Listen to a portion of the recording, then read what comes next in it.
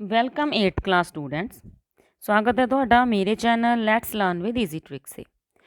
ਇਸ ਵੀਡੀਓ ਦੇ ਵਿੱਚ ਬੇਟਾ ਆਪਾਂ ਤੁਹਾਡੇ ਪੰਜਾਬ ਬੋਰਡ ਦੀ ਸਾਈਟ 'ਤੇ ਆਏ ਹੋਏ ਟਰਮ 1 ਦੇ ਮਾਡਲ ਟੈਸਟ ਪੇਪਰ ਦਾ ਜਿਹੜਾ ਕੱਲਾ ਕੁਐਸਚਨ ਡਿਸਕਸ ਕਰਾਂਗੇ, ਸੋਲਵ ਕਰਾਂਗੇ, ਸਮਝਾਂਗੇ। ਉਸ ਤੋਂ ਪਹਿਲਾਂ ਮੈਂ ਤੁਹਾਨੂੰ ਦੱਸ ਦਿਆਂ ਕਿ ਤੁਹਾਡੇ ਜਿਹੜੇ ਬੋਰਡ ਦੇ ਪੇਪਰ ਨੇ ਉਹ ਦੋ ਟਰਮਸ ਦੇ ਵਿੱਚ ਹੋਣੇ ਨੇ, ਟਰਮ 1 ਐਂਡ ਟਰਮ 2। ਟਰਮ 1 ਜਿਹੜੀ ਕਿ ਹੁਣ ਹੋਏਗੀ, ਡੇਟ ਸ਼ੀਟ ਆ ਜਾਏਗੀ, ਠੀਕ ਹੈ। ਇਹਦੇ ਵਿੱਚ ਸਾਰੇ MCQs ਹੋਣਗੇ। ਟਰਮ 2 ਜਿਹੜੀ ਕਿ ਫਰਵਰੀ ਜਾਂ ਮਾਰਚ ਦੇ ਵਿੱਚ ਹੋਣਗੇ ਕੁਛ, ਅਤੇ ਉਹਦੇ ਵਿੱਚ ਤੁਸੀਂ ਸਮ ਸੋਲਵ ਕਰਨੇ ਹੋਣਗੇ, ਠੀਕ ਹੈ ਜੀ। ਤਾਂ ਹੁਣ ਆਪਾਂ ਦੇਖਦੇ ਹਾਂ ਜਿਹੜਾ ਮਾਡਲ ਟੈਸਟ ਪੇਪਰ ਆਇਆ ਉਹਦੇ ਵਿੱਚ ਕਿਸ ਤਰ੍ਹਾਂ ਦੇ ਕੁਐਸਚਨ ਆਏ ਨੇ। ਹਾਂਜੀ, ਫਸਟ ਕੁਐਸਚਨ ਦੇਖੋ, ਇਹਨੂੰ ਫਸਟ ਹੀ ਮੰਨਣਾ ਬੇਟਾ, ਠੀਕ ਹੈ।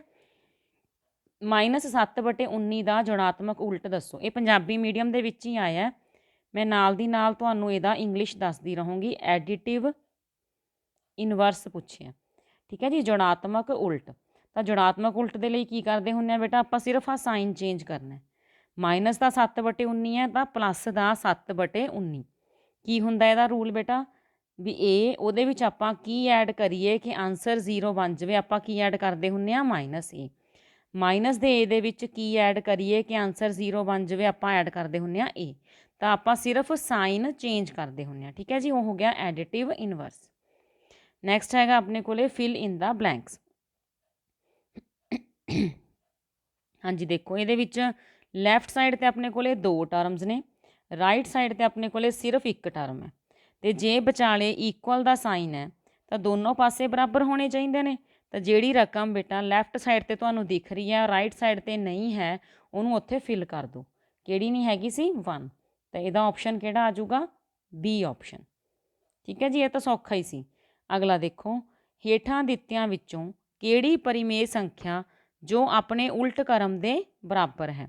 ਆਪਾਂ ਇੱਕ ਐਸਾ ਰੈਸ਼ਨਲ ਨੰਬਰ ਲੱਭਣਾ ਹੈ ਜੋ ਆਪਣੇ ਹੀ ਰੈਸੀਪ੍ਰੋਕਲ ਦੇ ਇਕੁਅਲ ਹੈ, ਰੈਸੀਪ੍ਰੋਕਲ, ਠੀਕ ਹੈ ਜੀ।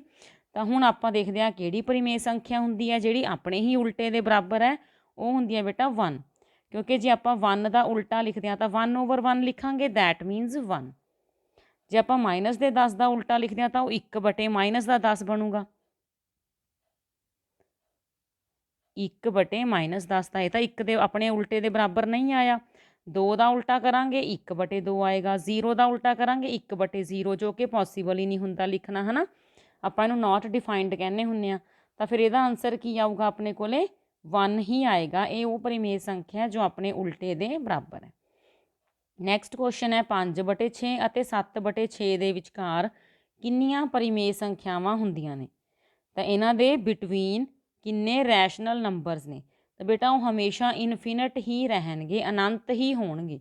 ਕਿਉਂ, ਤੁਸੀਂ ਕਹਿੰਦੇ ਹੋਵੋਗੇ ਦੇਖ ਕੇ ਤਾਂ ਜੀ ਇੱਕੋ ਹੀ ਲੱਗਦਾ ਵੀ 5/6 ਤੇ 7/6, ਵੀ ਇਹਦੇ ਵਿਚਾਲੇ ਤਾਂ ਜੀ 6/6 ਹੀ ਲੱਗਦਾ, ਇੱਕੋ ਹੀ ਹੈ। ਨਹੀਂ ਬੇਟਾ, 5/6 ਤੇ 7/6 ਕੀ ਨੇ, ਇਹ ਪਰਿਮੇਯ ਸੰਖਿਆਵਾਂ ਨੇ, ਰੈਸ਼ਨਲ ਨੰਬਰਸ ਨੇ। ਇਹ ਆਪਣੇ ਸਭ ਤੋਂ ਸ਼ਾਰਟ ਫਾਰਮ 'ਚ ਨੇ। ਤਾਂ ਜੇ ਇਹਨੂੰ ਆਪਾਂ ×10 ਕਰਦੇ ਹਾਂ, 10 ਨਾਲ ਹੀ ਡਿਵਾਈਡ, 10 ਨਾਲ ਹੀ ਮਲਟੀਪਲਾਈ, ਤਾਂ ਇਹ ਬਣ ਜਾਂਦਾ ਹੈ 50/60 ਤੇ 70/60। ਹੁਣ ਦੇਖੋ ਇਹਦੇ ਵਿਚਕਾਰ ਕਿੰਨੀਆਂ ਹੋ ਗਈਆਂ, 51, 52, 53, 54, 55, 56, ਹੈ ਨਾ। ਇਸ ਕਿੱਥੇ 70 ਤੱਕ ਕਿੰਨੀਆਂ ਜ਼ਿਆਦਾ ਸੰਖਿਆਵਾਂ ਲੱਭ ਗਈਆਂ ਆਪਾਂ ਨੂੰ। ਤਾਂ ਇਹਦਾ ਮਤਲਬ ਹੈ ਬੇਟਾ, ਜਦੋਂ ਵੀ ਤੁਹਾਨੂੰ 2 ਪਰਿਮੇਯ ਸੰਖਿਆਵਾਂ ਦੇ ਵਿਚਕਾਰ ਪੁੱਛਿਆ ਜਾਊਗਾ ਕਿ ਕਿੰਨੀਆਂ ਸੰਖਿਆਵਾਂ ਹੋ ਸਕਦੀਆਂ ਨੇ, ਇਨਫਿਨਿਟ। ਅਗਲਾ ਕੁਐਸਚਨ ਦੇਖੋ, ਬਹੁਭੁਜ ਦਾ ਨਾਮ ਦੱਸੋ। ਪੋਲੀਗਨ ਦਾ ਆਪਾਂ ਨਾਮ ਦੱਸਣਾ ਹੈ ਜਿਸ ਦੇ ਅੰਦਰੂਨੀ ਕੋਣਾਂ ਦਾ ਜੋੜ 540 ਡਿਗਰੀ ਹੋਵੇ। ਅੰਦਰੂਨੀ ਕੋਣ ਮਤਲਬ ਇੰਟੀਰੀਅਰ ਐਂਗਲਸ ਦਾ ਸਮ। ਤਾਂ ਜਦੋਂ ਬੇਟਾ ਇੰਟੀਰੀਅਰ ਐਂਗਲਸ ਦੀ ਗੱਲ ਆਉਂਦੀ ਹੈ ਤਾਂ ਤੁਹਾਡੇ ਮਨ ਦੇ ਵਿੱਚ ਇੱਕ ਰੂਲ ਆਉਣਾ ਚਾਹੀਦਾ ਕਿ ਇੰਟੀਰੀਅਰ ਐਂਗਲਸ ਦਾ ਜਿਹੜਾ ਸਮ ਹੈ ਉਹ ਆਪਾਂ ਇਸ ਫਾਰਮੂਲੇ ਨਾਲ ਕੱਢਦੇ ਹੁੰਦੇ ਹਾਂ, n-2 × 180। n ਕੀ ਹੈ ਇੱਥੇ, ਭੁਜਾਵਾਂ ਦੀ ਸੰਖਿਆ, ਨੰਬਰ ਆਫ ਸਾਈਡਸ। ਤਾਂ ਹੁਣ ਆਪਾਂ ਕੱਢਣਾ ਕਿ 540, ਇਹਦਾ ਮਤਲਬ ਇਹ 540 ਦੇ ਬਰਾਬਰ ਲਿਖ ਲਓ। ਆਪਾਂ ਨੂੰ ਭੁਜਾਵਾਂ ਨਹੀਂ ਪਤਾ, ਸੋਲਵ ਹੋ ਜਾਣਗੀਆਂ। ਦੇਖੋ n-2 ਇੱਧਰ ਹੀ ਰੱਖ ਲਿਆ, 180 ਆਪਾਂ ਡਿਵਾਈਡ ਕਰਤਾ, 0 ਨਾਲ 0 ਕੈਂਸਲ, 18 ਦੇ ਪਹਾੜੇ ਤੇ 54 ਕਿੱਥੇ ਆਉਂਦਾ ਜੀ, 3 ਤੇ। ਤਾਂ n ਬਰਾਬਰ ਕਿੰਨਾ ਆ ਗਿਆ, 3 + 2 ਮਤਲਬ 5। ਤਾਂ ਬੇਟਾ ਇਹ ਕਿਹੜੀ ਪੋਲੀਗਨ ਹੋਊਗੀ ਜਿਹਦੇ ਅੰਦਰੂਨੀ ਕੋਣਾਂ ਦਾ ਜੋੜ 540 ਹੈ। ਇਹ ਹੋਊਗੀ ਪੰਜਭੁਜੀ, ਪੈਂਟਾਗਨ। ਠੀਕ ਹੈ ਜੀ, ਕਲੀਅਰ ਹੋ ਗਈ ਗੱਲ ਇਹ। ਹੁਣ ਦੇਖੋ ਅਗਲਾ ਕੁਐਸਚਨ, ਇੱਕ ਸਮ ਬਹੁਭੁਜ ਰੈਗੂਲਰ ਪੋਲੀਗਨ। ਸਮ ਬਹੁਭੁਜ ਮਤਲਬ ਰੈਗੂਲਰ ਪੋਲੀਗਨ ਹੈ, ਉਹਦੀਆਂ ਭੁਜਾਵਾਂ ਦੀ ਗਿਣਤੀ ਕੱਢਣੀ ਆ ਆਪਾਂ, ਜਿਸ ਦੇ ਬਾਹਰਲਾ ਕੋਣ ਮਤਲਬ ਐਕਸਟੀਰੀਅਰ ਐਂਗਲ, ਇੱਕ ਐਕਸਟੀਰੀਅਰ ਐਂਗਲ ਕਿੰਨਾ ਹੈ 45। ਤਾਂ ਫਾਰਮੂਲਾ ਯਾਦ ਆ ਗਿਆ ਬੇਟਾ, ਜਦੋਂ ਆਪਾਂ ਨੰਬਰ ਆਫ ਸਾਈਡਸ ਫਾਈਂਡ ਕਰਨੀ ਹੈ ਤਾਂ ਆਪਾਂ ਕੀ ਕਰਦੇ ਹੁੰਦੇ ਆ, 360 ਦੇ ਓਵਰ ਈਚ ਐਕਸਟੀਰੀਅਰ ਐਂਗਲ ਲਗਾ ਦਿੰਦੇ ਹੁੰਦੇ ਆ। ਠੀਕ ਹੈ, ਜੇ ਪੰਜਾਬੀ 'ਚ ਲਿਖਣਾ ਹੋਵੇ ਤਾਂ ਭੁਜਾਵਾਂ ਦੀ ਗਿਣਤੀ ਬਰਾਬਰ 360 ਬਟੇ ਹਰੇਕ ਬਾਹਰਲਾ ਕੋਣ। ਹੁਣ ਆਪਣੇ ਕੋਲ ਬਾਹਰਲਾ ਕੋਣ ਕਿੰਨਾ ਹੈ 45 ਡਿਗਰੀ। ਕਟਾ ਲਓ ਇਹਨੂੰ, ਦੇਖੋ 36 ਤੇ 45 ਕਿਹੜੇ ਪਹਾੜੇ ਤੇ ਕੱਟਦੇ ਨੇ, ਇਹ ਕੱਟਦੇ ਨੇ ਜੀ 9 ਦੇ ਪਹਾੜੇ ਤੇ। 9 5 45, 9 ਚੌਕਾ 36। ਹੁਣ 5 ਦੇ ਪਹਾੜੇ ਤੇ 40 ਕੱਟਦਾ, 8 5 40। ਤਾਂ ਕਿੰਨੀਆਂ ਭੁਜਾਵਾਂ ਹੋਣਗੀਆਂ ਉਸ ਪੋਲੀਗਨ ਦੀਆਂ ਜਿਹਦੇ ਬਾਹਰਲਾ ਕੋਣ 45 ਹੈ, 8। ਠੀਕ ਹੈ ਜੀ, ਔਕਟਾਗਨ 8 ਭੁਜ ਹੋਊਗਾ। ਕਲੀਅਰ ਹੋ ਗਿਆ। ਅਗਲਾ ਕੁਐਸਚਨ, ਹੇਠਾਂ ਲਿਖਿਆਂ ਵਿੱਚੋਂ ਕਿਹੜਾ ਕਥਨ ਸਹੀ ਹੈ। ਹਾਂਜੀ, ਅਗਲਾ ਕੁਐਸਚਨ ਆਪਾਂ ਨੇ ਜਿਹੜਾ ਕਰੈਕਟ ਹੈ ਕਥਨ ਸਟੇਟਮੈਂਟ, ਠੀਕ ਹੈ, ਉਹ ਚੁਣਨੀ ਹੈ। ਪਹਿਲੇ 'ਚ ਇਹਨੇ ਕਿਹਾ ਸਾਰੇ ਆਇਤ ਵਰਗ ਹੁੰਦੇ ਨੇ। ਹੁਣ ਆਇਤ ਕੀ ਨੇ, ਰੈਕਟੈਂਗਲ, ਵਰਗ ਕੀ ਨੇ, ਸਕੁਏਅਰ। ਤਾਂ ਜਿਹੜੇ ਸਾਰੇ ਆਇਤ ਨੇ ਕਹਿੰਦੇ ਉਹਨਾਂ ਨੂੰ ਆਪਾਂ ਵਰਗ ਕਹਿ ਸਕਦੇ ਹਾਂ। ਹੁਣ ਆਇਤ ਦੀਆਂ ਕੀ ਸਾਰੀਆਂ ਸਾਈਡਸ ਬਰਾਬਰ ਹੁੰਦੀਆਂ ਨੇ, ਨਹੀਂ, ਇਹਦੀਆਂ ਤਾਂ ਸਿਰਫ ਆਮਣੇ ਸਾਹਮਣੇ ਵਾਲੀਆਂ ਸਾਈਡਸ ਜਿਹੜੀਆਂ ਨੇ ਉਹ ਬਰਾਬਰ ਹੁੰਦੀਆਂ ਨੇ, ਇਸ ਕਰਕੇ ਸਾਰੇ ਆਇਤ ਵਰਗ ਨਹੀਂ ਹੋ ਸਕਦੇ। ਦੂਸਰੀ ਗੱਲ, ਸਾਰੀਆਂ ਪਤੰਗਾਂ, ਪਤੰਗ ਕਿਸ ਤਰ੍ਹਾਂ ਦੀ ਸ਼ੇਪ ਹੁੰਦੀ ਹੈ ਬੇਟਾ, ਇਸ ਤਰ੍ਹਾਂ ਦੀ, ਇਹਦੀਆਂ ਸਿਰਫ ਨਾਲ ਵਾਲੀਆਂ ਸਾਈਡਾਂ ਨੇ ਜਿਹੜੀਆਂ ਉਹ ਇਕੁਅਲ ਹੁੰਦੀਆਂ ਨੇ। ਤਾਂ ਕਹਿੰਦੇ ਸਾਰੀਆਂ ਪਤੰਗ ਨੇ ਜਿਹੜੀਆਂ ਉਹ ਸਮਾਂਤਰ ਚਤੁਰਭੁਜ ਹੁੰਦੀਆਂ ਨੇ, ਇਹ ਸਮਾਂਤਰ ਚਤੁਰਭੁਜ ਹੈ। ਇਹਦੀ ਕੀ ਵਿਸ਼ੇਸ਼ਤਾ ਹੈ, ਸਨਮੁਖ ਭੁਜਾਵਾਂ ਬਰਾਬਰ ਹੁੰਦੀਆਂ, ਸਨਮੁਖ ਕੋਣ ਵੀ ਬਰਾਬਰ ਹੁੰਦੇ ਆ। ਤਾਂ ਫਿਰ ਬੇਟਾ ਇਹਦੀਆਂ ਕੋਈ ਵੀ ਇਕੁਆਲਿਟੀਜ਼ ਇਹਦੇ ਵਿੱਚ ਨਹੀਂ ਆਈਆਂ, ਇਟ ਮੀਨਸ ਇਹ ਆਪਸ਼ਨ ਵੀ ਨਹੀਂ ਹੋ ਸਕਦੀ। ਅਗਲੀ ਆਪਸ਼ਨ, ਸਾਰੇ ਵਰਗ ਜਿਹੜੇ ਨੇ ਉਹ ਸਮ ਚਤੁਰਭੁਜ ਰੋਮਬਸ ਤੇ ਆਇਤ ਮਤਲਬ ਰੈਕਟੈਂਗਲ ਵੀ ਹੁੰਦੇ ਨੇ। ਚਲੋ ਆਪਾਂ ਵਰਗ ਬਣਾ ਲਿਆ, ਸਾਰੇ ਕੋਣੇ ਦੇ ਕਿੰਨੇ ਨੇ 90 90 ਡਿਗਰੀ ਦੇ, ਤੇ ਸਾਰੀਆਂ ਸਾਈਡਸ ਕੀ ਨੇ ਬੱਚੇ ਬਰਾਬਰ। ਹੁਣ ਰੋਮਬਸ, ਤਾਂ ਰੋਮਬਸ ਦੀ ਵਿਸ਼ੇਸ਼ਤਾ ਕੀ ਹੈ, ਸਾਰੀਆਂ ਸਾਈਡਸ ਬਰਾਬਰ ਨੇ, ਹਾਂਜੀ ਬਰਾਬਰ ਨੇ, ਤੇ ਉਹਦੇ ਸਾਰੇ ਐਂਗਲ ਬਰਾਬਰ ਹੁੰਦੇ ਨੇ, ਬਰਾਬਰ ਨਹੀਂ ਹੁੰਦੇ। ਠੀਕ ਹੈ, ਉਹ ਇਹਦੇ ਸਿਰਫ ਸਾਈਡਾਂ ਬਰਾਬਰ ਹੁੰਦੀਆਂ ਨੇ। ਤਾਂ ਇੱਕ ਤਰ੍ਹਾਂ ਨਾਲ ਆਪਾਂ ਇਹ ਕਹਿ ਸਕਦੇ ਹਾਂ ਕਿ ਇਹ ਜਿਹੜਾ ਵਰਗ ਹੈ ਉਹ ਸਮ ਚਤੁਰਭੁਜ ਦੀ ਸ਼ੇਪ ਹੈ। ਆਇਤ ਵੀ ਹੈ ਵਰਗ, ਹਾਂਜੀ, ਉਹਦੀਆਂ ਸਾਹਮਣੇ ਵਾਲੀਆਂ ਭੁਜਾਵਾਂ ਬਰਾਬਰ ਨੇ, ਆਪਸ 'ਚ ਇੱਕ ਦੂਜੇ ਦੇ ਬਰਾਬਰ ਨੇ, ਤਾਂ ਇਸ ਕਰਕੇ ਜਿਹੜਾ ਇੱਕ ਵਰਗ ਹੈ ਉਹ ਸਮ ਚਤੁਰਭੁਜ ਵੀ ਹੋ ਸਕਦਾ ਤੇ ਆਇਤ ਵੀ ਹੁੰਦਾ। ਅਗਲੀ ਆਪਸ਼ਨ, ਸਾਰੇ ਆਇਤ ਕਹਿੰਦੇ ਚਤੁਰਭੁਜ ਨਹੀਂ ਹੁੰਦੇ, ਕਿਉਂ ਬਈ, ਸਾਰੇ ਆਇਤ, ਹੁਣ ਆਇਤ ਦੇ ਕਿੰਨੀਆਂ ਭੁਜਾਵਾਂ ਨੇ 4, ਕਿੰਨੇ ਕੋਣ ਨੇ 4, 4 ਕੋਣ ਨੇ ਇਹਦੇ, 4 ਭੁਜਾਵਾਂ ਨੇ, ਫਿਰ ਤੇ ਬੰਦ ਆਕ੍ਰਿਤੀ ਹੈ 4 ਭੁਜਾਵਾਂ ਨਾਲ ਬਣੀ ਹੋਈ, ਚਤੁਰਭੁਜ ਤਾਂ ਹੈਗੀ ਹੋਈ ਹੈ। ਤਾਂ ਆਪਾਂ ਨੂੰ ਕਿਹੜਾ ਲੱਗਿਆ ਬੇਟਾ ਵੀ ਕਿਹੜਾ ਕਥਨ ਸਹੀ ਹੈ, ਸੀ ਆਪਸ਼ਨ ਸਹੀ ਹੈ ਕਿ ਸਾਰੇ ਜਿਹੜੇ ਵਰਗ ਨੇ ਸਕੁਏਅਰ ਨੇ ਉਹ ਰੋਮਬਸ ਅਤੇ ਰੈਕਟੈਂਗਲ ਵੀ ਹੁੰਦੇ ਨੇ। ਕਲੀਅਰ ਹੋ ਗਿਆ ਬੱਚੇ। ਅਗਲਾ ਕੁਐਸਚਨ, ਜੇਕਰ ਕਿਸੇ ਸੰਖਿਆ ਦੇ ਇਕਾਈ ਦਾ ਅੰਕ 9 ਹੋਵੇ, ਕੋਈ ਸੰਖਿਆ ਹੈ ਉਸਦਾ ਜਿਹੜਾ ਯੂਨਿਟ ਡਿਜਿਟ ਹੈ, ਵਨਸ ਡਿਜਿਟ ਹੈ ਉਹ 9 ਹੈ ਕਹਿੰਦੇ, ਤਾਂ ਉਸ ਸੰਖਿਆ ਦੇ ਵਰਗ ਦਾ ਇਕਾਈ ਦਾ ਅੰਕ, ਯੂਨਿਟ ਡਿਜਿਟ ਆਫ ਸਕੁਏਅਰ, ਉਸੇ ਰਕਮ ਦੇ ਸਕੁਏਅਰ ਦਾ ਯੂਨਿਟ ਡਿਜਿਟ ਕੀ ਹੋਊਗਾ ਜਿਹਦੇ ਪਿਛਲਾ ਅੰਕ 9 ਹੈ। ਤਾਂ ਕੀ ਤਰੀਕਾ ਸਿੱਖਿਆ ਹੋਇਆ ਬੇਟਾ ਆਪਾਂ 6ਵੇਂ ਚੈਪਟਰ ਦੇ ਵਿੱਚ, ਵੀ ਜੇ ਕਿਸੇ ਸੰਖਿਆ ਦਾ, ਆਪਾਂ ਚਲੋ ਸੰਖਿਆ ਵੀ ਮੰਨ ਲੈਂਦੇ ਹਾਂ, ਮੰਨ ਲਓ ਇਹ ਸੰਖਿਆ ਵੀ ਇਹਦਾ ਇਕਾਈ ਦਾ ਅੰਕ 9 ਹੈ, ਤਾਂ ਜਦੋਂ ਇਸ ਸੰਖਿਆ ਦਾ ਆਪਾਂ ਵਰਗ ਕਰਾਂਗੇ ਤਾਂ ਵਰਗ ਦਾ ਇਕਾਈ ਦਾ ਅੰਕ ਹੋਊਗਾ ਨਾਮਨਿਆਈ 81, ਕਿੰਨਾ ਹੋਊਗਾ 1। ਤਾਂ ਵਰਗ ਦਾ ਇਕਾਈ ਦਾ ਅੰਕ ਕਿੰਨਾ ਹੋਊਗਾ ਜੀ 1। ਤਾਂ ਸਾਰੀ ਦੀ ਸਾਰੀ ਸੰਖਿਆ ਨੂੰ ਬੇਟਾ ਸਕੁਏਅਰ ਕਰਨ ਦੀ ਲੋੜ ਨਹੀਂ ਹੁੰਦੀ, ਸਿਰਫ ਉਹਦੇ ਯੂਨਿਟ ਡਿਜਿਟ ਨੂੰ 2 ਟਾਈਮਸ ਮਲਟੀਪਲਾਈ ਕਰਕੇ ਜਾਂ ਉਹਦਾ ਸਕੁਏਅਰ ਕਰਕੇ ਦੇਖ ਲਓ ਕਿ ਯੂਨਿਟ ਡਿਜਿਟ 'ਤੇ ਕੀ ਆ ਰਿਹਾ। ਕੀ ਆਪਸ਼ਨ ਆਈ ਹੈ ਬੇਟਾ ਇਹਦੀ 1। ਹੇਠਾਂ ਲਿਖਿਆਂ ਵਿੱਚੋਂ ਕਿਹੜੀ ਸੰਖਿਆ ਇੱਕ ਪੂਰਨ ਵਰਗ ਸੰਖਿਆ ਹੈ। ਜੇ ਤਾਂ ਦੇਖੋ ਬੇਟਾ ਤੁਹਾਨੂੰ 25 ਤੱਕ ਜਾਂ 30 ਤੱਕ ਵਰਗ ਸੰਖਿਆਵਾਂ ਯਾਦ ਨੇ, ਫਿਰ ਤਾਂ ਤੁਸੀਂ ਈਜ਼ੀਲੀ ਲਗਾ ਦੋਗੇ ਕਿ 529 ਜਿਹੜਾ ਹੈ ਇੱਕ ਪੂਰਨ ਵਰਗ ਸੰਖਿਆ ਹੈ। ਕਿਉਂ, ਕਿਉਂਕਿ ਇਹ ਸਕੁਏਅਰ ਹੁੰਦਾ ਜੀ 23 ਦਾ। ਚਲੋ ਚੈੱਕ ਕਰਦੇ ਹਾਂ, 3 ਤੀਏ 9, 3 ਦੂਣੀ 6, 3 ਦੂਣੀ 6, 2 ਦੂਣੀ 4, 9 6 ਤੇ 6 12 ਹਾਸਲ 1, ਦੇਖੋ 529। ਹੋਰ ਕੋਈ ਵੀ ਸੰਖਿਆ ਜਿਹੜੀ ਇਹਨੇ ਦਿੱਤੀ ਹੋਈ ਹੈ 626 186 675 ਇਹ ਪੂਰਨ ਵਰਗ ਸੰਖਿਆਵਾਂ ਨਹੀਂ ਹੈਗੀਆਂ। ਅਤੇ ਜੇ ਤੁਸੀਂ ਇਹਨੂੰ ਆਪਣੇ 6ਵੇਂ ਚੈਪਟਰ ਵਾਂਗ ਸੋਲਵ ਕਰਨ ਦੀ ਕੋਸ਼ਿਸ਼ ਕਰੋਗੇ ਸਾਰਿਆਂ ਨੂੰ ਇੱਦਾਂ, ਤਾਂ ਟਾਈਮ ਵੀ ਬਹੁਤ ਲੱਗ ਜਾਣਾ ਅਤੇ ਇੱਥੇ ਆ ਕੇ ਤੁਸੀਂ ਫੇਰ ਅੜ ਜਾਣਾ, ਕਿਉਂਕਿ 529 ਇਹਨੇ ਕਿਸੇ ਵੀ ਹੋਰ ਭਾਜ ਸੰਖਿਆ 'ਤੇ ਜਾਣਾ ਨਹੀਂ। ਕਿਹਦੇ 'ਤੇ ਜਾਊਗੀ? ਸਿਰਫ 23 'ਤੇ। ਅਤੇ 23 ਪਹਾੜਾ ਯਾਦ ਕਰਨਾ ਹੈ ਨਾ, ਵੀ 23 ਤੱਕ ਇਹ ਜਾਣਾ, ਉਦੋਂ ਤੱਕ ਆਪਾਂ ਟਰਾਈ ਕਰੀ ਜਾਈਏ ਵੀ 2 ਨਾਲ 3 ਨਾਲ 5 ਨਾਲ 7 ਨਾਲ 11 ਨਾਲ 13 ਨਾਲ ਇੱਦਾਂ ਡਿਵਾਈਡ ਕਰਦੇ ਰਹੀਏ, ਫਿਰ ਬਹੁਤ ਟਾਈਮ ਲੱਗ ਜੂਗਾ। ਤਾਂ ਬੈਟਰ ਆਪਸ਼ਨ ਕੀ ਹੈ ਕਿ ਤੁਸੀਂ 30 ਤੱਕ ਜਿਹੜੀਆਂ ਪੂਰਨ ਵਰਗ ਨੇ ਜਿਹੜੇ ਇਹਨਾਂ ਦੇ ਸੰਖਿਆਵਾਂ ਦੇ ਉਹ ਯਾਦ ਕਰ ਲਓ। ਕਿੱਦਾਂ ਬੱਚੇ? ਜਿਵੇਂ 1 ਦਾ ਸਕੇਅਰ 1, 2 ਦਾ ਸਕੇਅਰ 4, 3 ਦਾ ਸਕੇਅਰ 9, ਇੱਦਾਂ ਸਾਰੇ ਇਹ 30 ਤੱਕ ਯਾਦ ਕਰਕੇ ਰੱਖ ਲਓ। ਆਪਸ਼ਨਲ ਕੁਐਸਚਨ ਤਾਂ ਮਿੰਟੋ ਮਿੰਟ ਹੀ ਸੋਲਵ ਕਰ ਦੋਗੇ ਤੁਸੀਂ। ਅਗਲਾ ਕੁਐਸਚਨ ਦੇਖੋ, 12 ਦੇ ਵਰਗ ਅਤੇ 13 ਦੇ ਵਰਗ ਵਿਚਕਾਰ ਮਤਲਬ 12 ਦੇ ਸਕੇਅਰ ਔਰ 13 ਦੇ ਸਕੇਅਰ ਦੇ ਵਿਚਾਲੇ ਪੁੱਛਿਆ ਇਹਨਾਂ ਨੇ ਕਿੰਨੀਆਂ ਪ੍ਰਾਕਿਰਤਿਕ ਸੰਖਿਆਵਾਂ ਹਨ।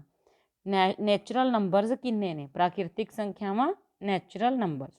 ਇਹ ਵੀ ਬੇਟਾ ਤੁਹਾਡਾ 6.1 ਦਾ ਹੀ ਸਮ ਹੈ। ਇਹਦੇ ਵਿੱਚ ਆਪਾਂ ਕੀ ਸਿੱਖਿਆ ਸੀ ਵੀ ਜੇ ਇੱਕ ਸੰਖਿਆ n ਹੈ ਅਤੇ ਅਗਲੀ n+1 ਹੈ, ਮਤਲਬ ਲਗਾਤਾਰ ਸੰਖਿਆਵਾਂ ਨੇ, ਅਤੇ ਉਹਨਾਂ ਦੇ ਵਰਗਾਂ ਦੇ ਵਿਚਾਲੇ ਕਿੰਨੀਆਂ ਸੰਖਿਆਵਾਂ ਹੋਣਗੀਆਂ? 2n। 2n ਦਾ ਮਤਲਬ ਜਿਹੜੀ ਛੋਟੀ ਸੰਖਿਆ ਉਹਨੂੰ 2 ਨਾਲ ਗੁਣਾ ਕਰਦੇ ਨੇ। ਤਾਂ ਕਿੰਨੀਆਂ ਸੰਖਿਆਵਾਂ ਆ ਗਈਆਂ? 12 ਦੂਣਾ 24 ਸੰਖਿਆਵਾਂ। ਕਿਹੜੀ ਆਪਸ਼ਨ 'ਚ ਲਿਖਿਆ ਹੋਇਆ ਹੈ? ਸੈਕਿੰਡ ਆਪਸ਼ਨ 'ਚ। ਠੀਕ ਹੈ ਬੇਟਾ, ਯਾਦ ਰੱਖਣਾ। ਜਿਵੇਂ ਹੁਣ ਆਪਾਂ ਕੋਈ ਹੋਰ ਲਈਏ ਵੀ 8 ਦੇ ਸਕੇਅਰ ਅਤੇ 9 ਦੇ ਸਕੇਅਰ ਦੇ ਵਿਚਕਾਰ ਕਿੰਨੀਆਂ ਨੈਚੁਰਲ ਨੰਬਰਸ ਨੇ, ਤਾਂ ਛੋਟਾ n, ਨੈਕਸਟ n+1, ਇਹਨਾਂ ਦੇ ਵਿੱਚ ਸੰਖਿਆਵਾਂ ਕਿੰਨੀਆਂ ਨੇ? 2n, ਮਤਲਬ 2 ਗੁਣਾ 8, 8 ਦੂਣੀ 16। ਇਹਦਾ ਇੱਕ ਹੋਰ ਤਰੀਕਾ ਵੀ ਹੈ ਵੀ ਜਿਵੇਂ ਤੁਸੀਂ 8 ਦਾ ਸਕੇਅਰ ਖੋਲ੍ਹ ਲਿਆ, 8 8 64, 9 ਦਾ ਸਕੇਅਰ ਖੋਲ੍ਹ ਲਿਆ, ਨਾਮਨੇ 81, ਇਹਨਾਂ ਨੂੰ ਘਟਾਓ। 11 ਚੋਂ ਆਪਾਂ 4 ਘਟਾਵਾਂਗੇ 7, 7 ਚੋਂ 6 ਘਟਾਵਾਂਗੇ 1, ਅਤੇ ਫਿਰ ਇਹਦੇ ਆਂਸਰ ਦੇ ਵਿੱਚੋਂ ਵੀ 1 ਘਟਾਈ ਦਾ ਹੁੰਦਾ, ਫਿਰ ਆਪਣਾ ਉਹੀ ਆਂਸਰ ਸੇਮ ਆ ਜਾਂਦਾ। ਠੀਕ ਹੈ, ਮੈਥਡ ਯਾਦ ਕਰ ਲਓ ਹੈ ਨਾ, ਫਾਰਮੂਲਾ, ਤਾਂ ਸੌਖਾ ਹੋ ਜਾਏਗਾ। ਅਗਲਾ ਦੇਖੋ, 4225 ਦਾ ਵਰਗ ਮੂਲ ਦੱਸੋ। ਸਕੇਅਰ ਰੂਟ, ਵਰਗ ਮੂਲ ਮਤਲਬ ਸਕੇਅਰ ਰੂਟ। ਤਾਂ ਬੇਟਾ ਜਿਹੜੇ ਮਰਜ਼ੀ ਮੈਥਡ ਨਾਲ ਇਹਨੂੰ ਆਪਾਂ ਸੋਲਵ ਕਰੀਏ। ਦੇਖੋ 42 25, ਜੇ ਆਪਾਂ ਪ੍ਰਾਈਮ ਫੈਕਟਰਾਈਜੇਸ਼ਨ ਮੈਥਡ ਨਾਲ ਕਰਦੇ ਹਾਂ ਤਾਂ ਆਪਾਂ ਡਬਲੈਟਸ ਬਣਾਈ ਜਾਵਾਂਗੇ, ਇਹਨਾਂ ਦੇ ਜੋਟੇ ਬਣਾਈ ਜਾਵਾਂਗੇ। ਠੀਕ ਹੈ, ਪਿੱਛੇ 5 ਹੈ ਅਤੇ 5 ਦੇ ਪਹਾੜੇ 'ਤੇ ਜਾਊਗਾ। 8 5 40, 22 ਬਚ ਗਿਆ ਜੀ, 5 ਚੌਕਾ 20, 25 ਬਚ ਗਿਆ ਜੀ, 5 5 25। ਹੁਣ ਫਿਰ ਇਹਦੇ ਪਿੱਛੇ 5 ਹੈ, 5 'ਤੇ ਹੀ ਜਾਏਗਾ। 1 'ਤੇ ਗਿਆ 5। ਦੇਖੋ ਜੇ ਤੁਹਾਨੂੰ ਨਾ ਪਤਾ ਲੱਗੇ ਨਾ ਡਿਵਾਈਡ, ਦੇਖੋ ਮੈਂ ਤਾਂ ਮੂੰਹ ਜ਼ਬਾਨੀ ਕਰੀ ਜਾਂਦੀ ਹਾਂ, ਤੁਸੀਂ ਇੱਦਾਂ ਇਹਨੂੰ ਸਾਈਡ 'ਤੇ ਰਫ ਕੰਮ ਦੇ ਵਿੱਚ ਲਿਖ ਲਿਆ ਕਰੋ, ਉੱਥੇ ਡਿਵਾਈਡ ਕਰ ਲਿਆ ਕਰੋ। ਦੇਖੋ 1 5 5 ਹੋ ਗਿਆ, 34 ਬਚਿਆ, ਫਿਰ 6 5 30, ਫਿਰ 45, 9 5 45, ਕਿੰਨਾ ਆ ਜੂਗਾ ਉਰੇ? 169। ਹੁਣ ਕਿੰਨੇ 'ਤੇ ਜਾਊਗਾ? 13 'ਤੇ। 13 13 169, ਫਿਰ 13 'ਤੇ ਜਾਊਗਾ। ਹੁਣ ਇੱਕ ਤਾਂ ਪੇਅਰ ਬਣ ਗਿਆ 13 ਦਾ, ਇੱਕ ਬਣ ਗਿਆ ਆਪਣੇ ਕੋਲੇ 5 ਦਾ ਜੋਟਾ। ਠੀਕ ਹੈ, ਤਾਂ ਆਪਣਾ ਜਿਹੜਾ ਵਰਗਮੂਲ ਹੈ ਕਿੰਨਾ ਆਊਗਾ? 5 ਗੁਣਾ 13। 13 5 ਆ ਕਿੰਨਾ ਹੁੰਦਾ ਜੀ? 65। ਠੀਕ ਹੈ, ਤਾਂ ਇਹ ਜਿਹੜਾ 42 25 ਹੈ ਇਹ ਕਿਹਦਾ ਸਕੇਅਰ ਰੂਟ ਹੈ? ਸਕੇਅਰ ਹੈਗਾ, 65 ਦਾ ਸਕੇਅਰ ਹੈ, 65 ਦਾ ਵਰਗ ਹੈ। ਉਲਟਾ ਬੋਲੋ, 4225 ਦਾ ਸਕੇਅਰ ਰੂਟ ਕੀ ਹੈ? ਵਰਗਮੂਲ ਕੀ ਹੈ ਜੀ? 65। ਕਲੀਅਰ ਹੋ ਗਈ ਬੇਟਾ ਇਹ ਗੱਲ ਤੁਹਾਨੂੰ? ਅਗਲਾ ਕੁਐਸਚਨ, ਇਹ ਵੀ ਤੁਹਾਡੀ 6.1 ਚੋਂ ਹੈ। ਦੇਖੋ ਕਿੰਨੀ ਇੰਪੋਰਟੈਂਟ ਹੈ, 6.1 ਸਾਰੇ ਕੁਐਸਚਨਸ ਦੇ ਉਹਦੇ ਵਿੱਚੋਂ ਹੀ ਆਏ ਹੋਏ ਨੇ। ਹੁਣ ਜਿਹਦੇ ਇਸ ਪੈਟਰਨ ਨੂੰ ਆਪਾਂ ਧਿਆਨ ਨਾਲ ਦੇਖਦੇ ਹਾਂ, 1 + 3 + 5 + 7, ਇਹ ਜਿਹੜਾ ਪੈਟਰਨ ਦੇਖ ਰਹੇ ਹਾਂ ਬੇਟਾ, ਇਹ ਸਾਰੇ ਕੀ ਨੇ? ਔਡ ਨੰਬਰਸ, ਟਾਂਕ ਸੰਖਿਆਵਾਂ। ਕਿਸ ਤਰ੍ਹਾਂ ਦੀਆਂ ਟਾਂਕ ਸੰਖਿਆਵਾਂ ਨੇ? ਲਗਾਤਾਰ, ਕਿਉਂਕਿ 1 ਤੋਂ ਬਾਅਦ 3 ਆਉਂਦਾ, ਫਿਰ 5 ਆਉਂਦਾ, 7, ਲਗਾਤਾਰ ਟਾਂਕ ਸੰਖਿਆਵਾਂ ਨੇ। ਇਹਨਾਂ ਦਾ ਰੂਲ ਕੀ ਹੁੰਦਾ ਬੇਟਾ? ਬਿਨਾਂ ਜੋੜ ਕੀਤੇ ਆਪਾਂ ਕਿੱਦਾਂ ਜੋੜ ਕਰ ਸਕਦੇ ਹਾਂ? ਜਿਵੇਂ 1 + 3 ਹੈ, ਤਾਂ ਇਹ ਕਿੰਨੀਆਂ ਸੰਖਿਆਵਾਂ ਨੇ ਇਹਦੇ ਵਿੱਚ? 2, ਤਾਂ ਇਹਦਾ ਆਂਸਰ ਆਊਗਾ 2 ਦਾ ਸਕੇਅਰ ਮਤਲਬ 4। ਜੇ ਆਪਾਂ ਜੋੜ ਕੇ ਵੀ ਦੇਖ ਲਈਏ ਤਾਂ 3 ਅਤੇ 1 4 ਹੋ ਗਿਆ। ਅਗਲਾ ਦੇਖੋ, ਜੇ ਆਪਾਂ ਇਹ 4 ਸੰਖਿਆਵਾਂ ਪਹਿਲੀਆਂ 4 ਜੋੜ ਲੈਂਦੇ ਹਾਂ, ਠੀਕ ਹੈ, ਲਗਾਤਾਰ 4 ਟਾਂਕ ਸੰਖਿਆਵਾਂ, ਜੋੜ ਕੇ ਦੇਖਣ ਦੀ ਲੋੜ ਨਹੀਂ, 4 ਬੋਲ ਰਹੇ ਹਾਂ ਤਾਂ 4 ਦਾ ਸਕੇਅਰ ਮਤਲਬ 16 ਹੋਊਗਾ ਇਹਨਾਂ ਦਾ ਜੋੜ। ਕਰਕੇ ਦੇਖ ਲਓ, 7 ਅਤੇ 3 10, 5 ਅਤੇ 1 6, 10 ਅਤੇ 6 16। ਤਾਂ ਬੇਟਾ ਬਸ ਇਹਦੇ 'ਚ ਤੁਸੀਂ ਇਹਨੂੰ ਕਾਊਂਟ ਕਰੋ ਕਿੰਨੀਆਂ ਸੰਖਿਆਵਾਂ ਲਿੱਤੀਆਂ ਨੇ। 1 2 3 4 5 6 7 8। ਤਾਂ ਇਹਦਾ ਆਂਸਰ ਆਊਗਾ 8 ਦਾ ਸਕੇਅਰ ਮਤਲਬ 8 8 64। ਕਿੰਨਾ ਆਨਸਰ ਆ ਗਿਆ ਬੇਟਾ ਜੀ 64। ਕਿੱਥੇ ਲਿਖਿਆ ਹੋਇਆ ਡੀ ਆਪਸ਼ਨ 'ਚ। ਕਲੀਅਰ ਹੋ ਗਿਆ ਬੱਚੇ। ਹੁਣ ਦੇਖੋ ਪੈਟਰਨ ਪੂਰਾ ਕਰਨਾ ਹੈ। ਕੰਪਲੀਟ ਦਾ ਪੈਟਰਨ ਕਿਵੇਂ ਦੇਖੀਦਾ ਹੁੰਦਾ? ਪਹਿਲੇ ਜਿਹੜੇ ਗਿਵਨ ਭਰੇ ਹੋਏ ਨੇ ਉਹਨਾਂ ਨੂੰ ਧਿਆਨ ਨਾਲ ਦੇਖੋ। ਦੇਖੋ 3 ਭਰ ਕੇ ਦਿੱਤੇ ਹੋਏ ਨੇ, 2 ਦਾ ਕਿਊਬ ਹੈ ਮਾਈਨਸ 1 ਦਾ ਕਿਊਬ ਹੈ, ਤਾਂ ਉਹਨੇ ਲਿਖਿਆ ਇੱਧਰ ਆਪਾਂ ਖੁੱਲ੍ਹਾ ਖੁੱਲ੍ਹਾ ਕਰਕੇ ਲਿਖੀਏ 1 ਗੁਣਾ 2 ਫਿਰ ਗੁਣਾ 1 ਗੁਣਾ 3, ਅਤੇ ਜਦੋਂ ਇਹਨੇ ਲਿਖਿਆ 3 ਦਾ ਕਿਊਬ ਮਾਈਨਸ 2 ਦਾ ਕਿਊਬ, 1 ਫਿਕਸ ਹੈ ਉਰੇ 3 ਫਿਕਸ ਹੈ, ਤਾਂ ਇੱਥੇ ਕਿਹੜੀਆਂ ਸੰਖਿਆਵਾਂ ਨੇ ਜਿਹੜੀਆਂ ਤੁਹਾਡੀਆਂ ਰਕਮ 'ਚ ਨੇ? ਇੱਥੇ ਪਲੱਸ ਸੀ ਬੇਟਾ, ਇੱਥੇ ਪਲੱਸ ਦੀ ਨਿਸ਼ਾਨੀ ਹੈ। ਇੱਥੇ ਜਿਹੜੀਆਂ ਦੋਨੋਂ ਸੰਖਿਆਵਾਂ, ਹੁਣ ਆਪਾਂ ਕੀ ਪੈਟਰਨ 'ਚ ਦੇਖ ਰਹੇ ਹਾਂ ਕਿ ਫਸਟ ਡਿਜਿਟ ਫਿਕਸ ਹੈ, ਲਾਸਟ ਡਿਜਿਟ ਫਿਕਸ ਹੈ, ਅਤੇ ਜਿਹੜੇ ਵਿੱਚ ਵਾਲੇ 2 ਨੇ ਉਹ ਇਹੀ ਨੇ 2 3 4 2 3 4 1 2 3 1 2 3। ਠੀਕ ਹੈ, ਪੈਟਰਨ ਪਛਾਣ ਲਿਆ ਆਪਾਂ। ਹੁਣ ਲਿਖਣ ਲਈ ਕਿਹਦਾ ਕਿਹਾ? 12 ਦਾ ਕਿਊਬ ਮਾਈਨਸ 11 ਦਾ ਕਿਊਬ, ਤੋਂ ਪਹਿਲਾਂ 1 ਫਿਕਸ ਹੈ ਅਤੇ ਇੱਥੇ 2 ਰਕਮਾਂ ਭਰਨੀਆਂ ਆਪਾਂ, ਲਾਸਟ ਵਾਲਾ 3 ਫਿਕਸ ਹੈ। ਇੱਥੇ 2 ਕਿਹੜੀਆਂ ਭਰੀਆਂ ਜਾਣਗੀਆਂ? 12 ਅਤੇ 11। ਠੀਕ ਹੈ, ਕਿੱਥੇ ਲਿਖਿਆ ਹੋਇਆ ਦੇਖੋ ਇਹ 1 + 12 × 11 × 3 ਸੀ ਆਪਸ਼ਨ 'ਚ ਲਿਖਿਆ ਹੋਇਆ। ਤੁਸੀਂ ਸਿਰਫ ਗਿਵਨ ਦੇ ਵਿੱਚੋਂ ਇੱਕ ਆਪਣੇ ਪੈਟਰਨ ਬਣਾ ਲੈਣਾ ਵੀ ਕਿੱਦਾਂ ਕਿੱਦਾਂ ਜਿਹੜੀ ਸੰਖਿਆ ਉਹ ਬਦਲ ਰਹੀ ਹੈ, ਕਿਹੜੀ ਫਿਕਸ ਹੈ, ਬਸ ਉਹਦੇ ਨਾਲ ਜਿਹੜਾ ਪੁੱਛਿਆ ਆਪਾਂ ਆਨਸਰ ਦੇ ਦਾਂਗੇ। ਕਲੀਅਰ ਹੈ ਜੀ। ਅਗਲਾ ਦੇਖੋ 8000 ਦਾ ਘਣ ਮੂਲ। ਘਣ ਮੂਲ ਬੇਟਾ ਕੀ ਹੁੰਦਾ? Cube route. ਕਿਊਬ ਰੂਟ ਕੱਢਣਾ ਆਪਾਂ। ਕਿਊਬ ਰੂਟ ਦੇ ਲਈ ਕੀ ਤਰੀਕਾ ਹੈ? ਪ੍ਰਾਈਮ ਫੈਕਟਰ ਹੀ ਬਣਾਉਣੇ ਹੁੰਦੇ ਆ। ਦੇਖੋ ਪਹਿਲਾਂ ਆਪਾਂ ਇਹਨੂੰ 2 'ਤੇ ਡਿਵਾਈਡ ਕੀਤਾ, ਕਿੰਨਾ ਆ ਜਾਊਗਾ 4000, ਫਿਰ 2 'ਤੇ ਡਿਵਾਈਡ ਕਰਾਂਗੇ 2000, ਫਿਰ 2 'ਤੇ ਡਿਵਾਈਡ ਕਰਾਂਗੇ 1000, ਫਿਰ 2 'ਤੇ ਡਿਵਾਈਡ ਕਰਾਂਗੇ 500, 2 'ਤੇ ਡਿਵਾਈਡ ਕਰਾਂਗੇ 250, ਫਿਰ 2 'ਤੇ ਡਿਵਾਈਡ ਕਰਾਂਗੇ 125। ਹੁਣ ਉੱਥੇ ਜਗ੍ਹਾ ਘੱਟ ਰਹਿ ਗਈ, ਮੈਂ ਇੱਧਰ ਲਿਖ ਰਹੀ ਹਾਂ 125 ਤੋਂ ਸਟਾਰਟ ਕਰ ਰਹੇ ਹਾਂ। 5 'ਤੇ ਜਾਊਗਾ 25, ਫਿਰ 5 'ਤੇ 5 ਆ ਗਿਆ ਆਨਸਰ, ਫਿਰ 5 'ਤੇ। ਚਲੋ ਜੀ ਆਪਾਂ ਇਹ ਸੋਲਵ ਕਰ ਲਿਆ। ਹੁਣ ਜਦੋਂ ਘਣ ਮੂਲ ਕੱਢਣਾ ਤਾਂ ਟ੍ਰਿਪਲੈਟ ਬਣਾਉਣੇ ਹੁੰਦੇ ਨੇ, ਤ੍ਰਿਗੁੱਟ ਬਣਾਉਣੇ ਹੁੰਦੇ ਨੇ, ਬਣਾ ਲਈ। ਤਾਂ ਇਹਦਾ ਆਨਸਰ ਕੀ ਹੋਊਗਾ ਬੇਟਾ? ਪਹਿਲੇ ਤ੍ਰਿਗੁੱਟ ਦਾ 2, ਦੂਸਰੇ ਤ੍ਰਿਗੁੱਟ ਦਾ 2, ਤੀਸਰੇ ਤ੍ਰਿਗੁੱਟ ਦਾ 5, ਟ੍ਰਿਪਲੈਟਸ ਦਾ। ਤਾਂ 2 ਦੂਣੀ 4, 4 5 20, ਤਾਂ 8000 ਹੈ ਬੇਟਾ, ਉਹਦਾ ਕਿਊਬ ਰੂਟ ਕਿੰਨਾ ਆਏਗਾ? 20। ਕਿੱਥੇ ਆਪਸ਼ਨ ਇਹ? ਸੀ ਆਪਸ਼ਨ।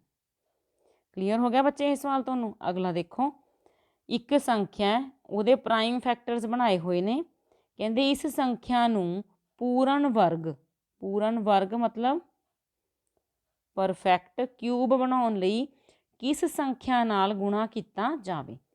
ਤਾਂ ਬੱਚੇ ਦੇਖੋ ਜਦੋਂ ਆਪਾਂ ਟ੍ਰਿਪਲੈਟਸ ਬਣਾਉਣੇ ਨੇ ਤਾਂ 2 ਦਾ ਤਾਂ ਬਣ ਰਿਹਾ, 11 ਦਾ ਵੀ ਬਣ ਰਿਹਾ, 5 ਇਕੱਲਾ ਰਹਿ ਰਿਹਾ। ਜੇ ਆਪਾਂ 5 ਦਾ ਤ੍ਰਿਗੁੱਟ ਪੂਰਾ ਕਰਨਾ ਹੈ ਤਾਂ ਆਪਾਂ ਨੂੰ ਕਿੰਨੇ 5 ਹੋਰ ਲਗਾਉਣੇ ਪੈਣਗੇ? 2। ਤਾਂ 2 5 ਲਗਾਉਣ ਦਾ ਮਤਲਬ ਕਿਹਦੇ ਨਾਲ ਗੁਣਾ ਕਰਨੀ ਹੈ? 5 5 25 ਨਾਲ। ਸੌਖਾ ਹੀ ਸਮ ਸੀ, ਹੈ ਨਾ? ਬੀ ਆਪਸ਼ਨ ਆ ਗਈ ਆਪਣੇ ਕੋਲੇ। ਤਾਂ ਬੇਟਾ ਪ੍ਰਾਈਮ ਫੈਕਟਰਸ ਦਿੱਤੇ ਹੋਏ ਸੀ, ਤੁਸੀਂ ਸਿਰਫ ਇਹ ਦੇਖੋ ਕਿ ਜੇ ਪੂਰਨ ਘਣ ਹੈ ਤਾਂ ਟ੍ਰਿਪਲੈਟਸ ਬਣਾ ਲਓ, ਤ੍ਰਿਗੁੱਟ ਬਣਾ ਲਓ। ਜੇ ਪਰਫੈਕਟ ਸਕੇਅਰ ਦੀ ਗੱਲ ਕਰ ਰਿਹਾ ਤਾਂ ਜੋਟੇ ਬਣਾ ਲਓ। ਠੀਕ ਹੈ, ਉਹਨਾਂ ਦੇ ਪੇਅਰ ਬਣਾ ਲਓ। ਹੁਣ ਇਹਦੇ ਵਿੱਚ ਜਿਹੜੇ ਘੱਟ ਰਹੇ ਸੀ ਆਪਾਂ ਉਹ ਲਿਖੇ, ਅਤੇ ਕਿੰਨਾ ਲਿਖਿਆ ਉਹਨੂੰ ਟਿਕ ਕਰ ਲਿਆ, ਉਹਨਾਂ ਆਨਸਰ ਆ ਗਿਆ, ਇਹਦੇ ਨਾਲ ਗੁਣਾ ਕੀਤਾ ਜਾਵੇ। ਕਲੀਅਰ ਹੈ ਬੱਚੇ? ਅਗਲਾ ਦੇਖੋ ਕੁਐਸਚਨ, ਹੇਠਾਂ ਲਿਖਿਆਂ ਵਿੱਚੋਂ ਕਿਹੜਾ ਕਥਨ ਸਹੀ ਹੈ? ਵਿਚ ਸਟੇਟਮੈਂਟ ਇਜ਼ ਟਰੂ। ਕਿਸੇ ਵੀ ਜਿਸਤ ਸੰਖਿਆ ਦਾ ਘਣ ਟਾਂਕ ਹੁੰਦਾ ਹੈ। ਜਿਸਤ ਮਤਲਬ ਬੇਟਾ ਈਵਨ ਹੈ, ਅਤੇ ਟਾਂਕ ਦਾ ਮਤਲਬ ਔਡ ਹੈ। ਹੁਣ ਜਦੋਂ ਆਪਾਂ ਜਿਸਤ ਸੰਖਿਆ ਦਾ ਘਣ ਕਰਦੇ ਹਾਂ, 2 ਦਾ ਘਣ ਕਰਦੇ ਹਾਂ, ਘਣ ਮਤਲਬ ਕਿਊਬ, ਤਾਂ ਉਹ ਕਿੰਨਾ ਆਉਂਦਾ? 8। ਜੇ ਆਪਾਂ 4 ਦਾ ਕਿਊਬ ਕਰਦੇ ਹਾਂ, ਚੌਕਮ ਚੌਕੀ 16, 16 ਚੌਕਾ 64, ਤਾਂ ਇਹ ਤਾਂ ਈਵਨ ਆਏ ਨੇ, ਹੈ ਨਾ? ਇਹ ਕਹਿੰਦਾ ਜਿਸਤ ਸੰਖਿਆ ਦਾ ਘਣ ਟਾਂਕ ਹੁੰਦਾ, ਫਿਰ ਇਹ ਤਾਂ ਆਪਸ਼ਨ ਹੋ ਗਈ ਜੀ ਆਪਣੀ ਗਲਤ। ਟਾਂਕ ਸੰਖਿਆ ਦਾ ਘਣ ਟਾਂਕ ਹੁੰਦਾ, ਚਲੋ 1 ਦਾ ਕਿਊਬ 1, 3 ਦਾ ਕਿਊਬ 3 ਤੀਏ 9 ਤੀਆ 27, ਓਕੇ ਹੈ ਜੀ। 5 ਦਾ ਕਿਊਬ 125, ਹਾਂਜੀ। ਜਦੋਂ ਆਪਾਂ ਟਾਂਕ ਦਾ ਕਿਊਬ ਕਰਦੇ ਹਾਂ ਤਾਂ ਟਾਂਕ ਹੀ ਆਉਂਦਾ, ਅਤੇ ਇਹਦੀ ਕਿਹੜੀ ਆਪਸ਼ਨ ਸਹੀ ਹੋਊਗੀ? ਬੀ ਆਪਸ਼ਨ, ਇਹ ਸਹੀ ਹੈ। ਠੀਕ ਹੈ, ਹੁਣ ਅਗਲੀਆਂ ਵੀ ਦੇਖ ਲੈਂਦੇ ਹਾਂ। ਇੱਕ ਪੂਰਨ ਘਣ ਹੈ ਜਿਹੜਾ ਪਰਫੈਕਟ ਕਿਊਬ ਹੈ, ਉਹ 2 ਸਿਫਰਾਂ 'ਤੇ ਖਤਮ ਹੁੰਦਾ ਹੈ। ਨਹੀਂ ਬੱਚੇ, ਜਦੋਂ ਉਹ ਕਿਊਬ ਹੈ ਤਾਂ ਉਹਦੀਆਂ ਜਿਹੜੀਆਂ ਸਿਫਰਾਂ ਦੀ ਜ਼ੀਰੋਆਂ ਦੀ ਸੰਖਿਆ ਹੈ ਉਹ 3 ਜਾਂ 6 ਜਾਂ 9 ਇੱਦਾਂ 3 ਦੇ ਮਲਟੀਪਲਸ 3 ਦੇ ਗੁਣਜ ਹੀ ਹੋਣੇ ਚਾਹੀਦੇ ਨੇ।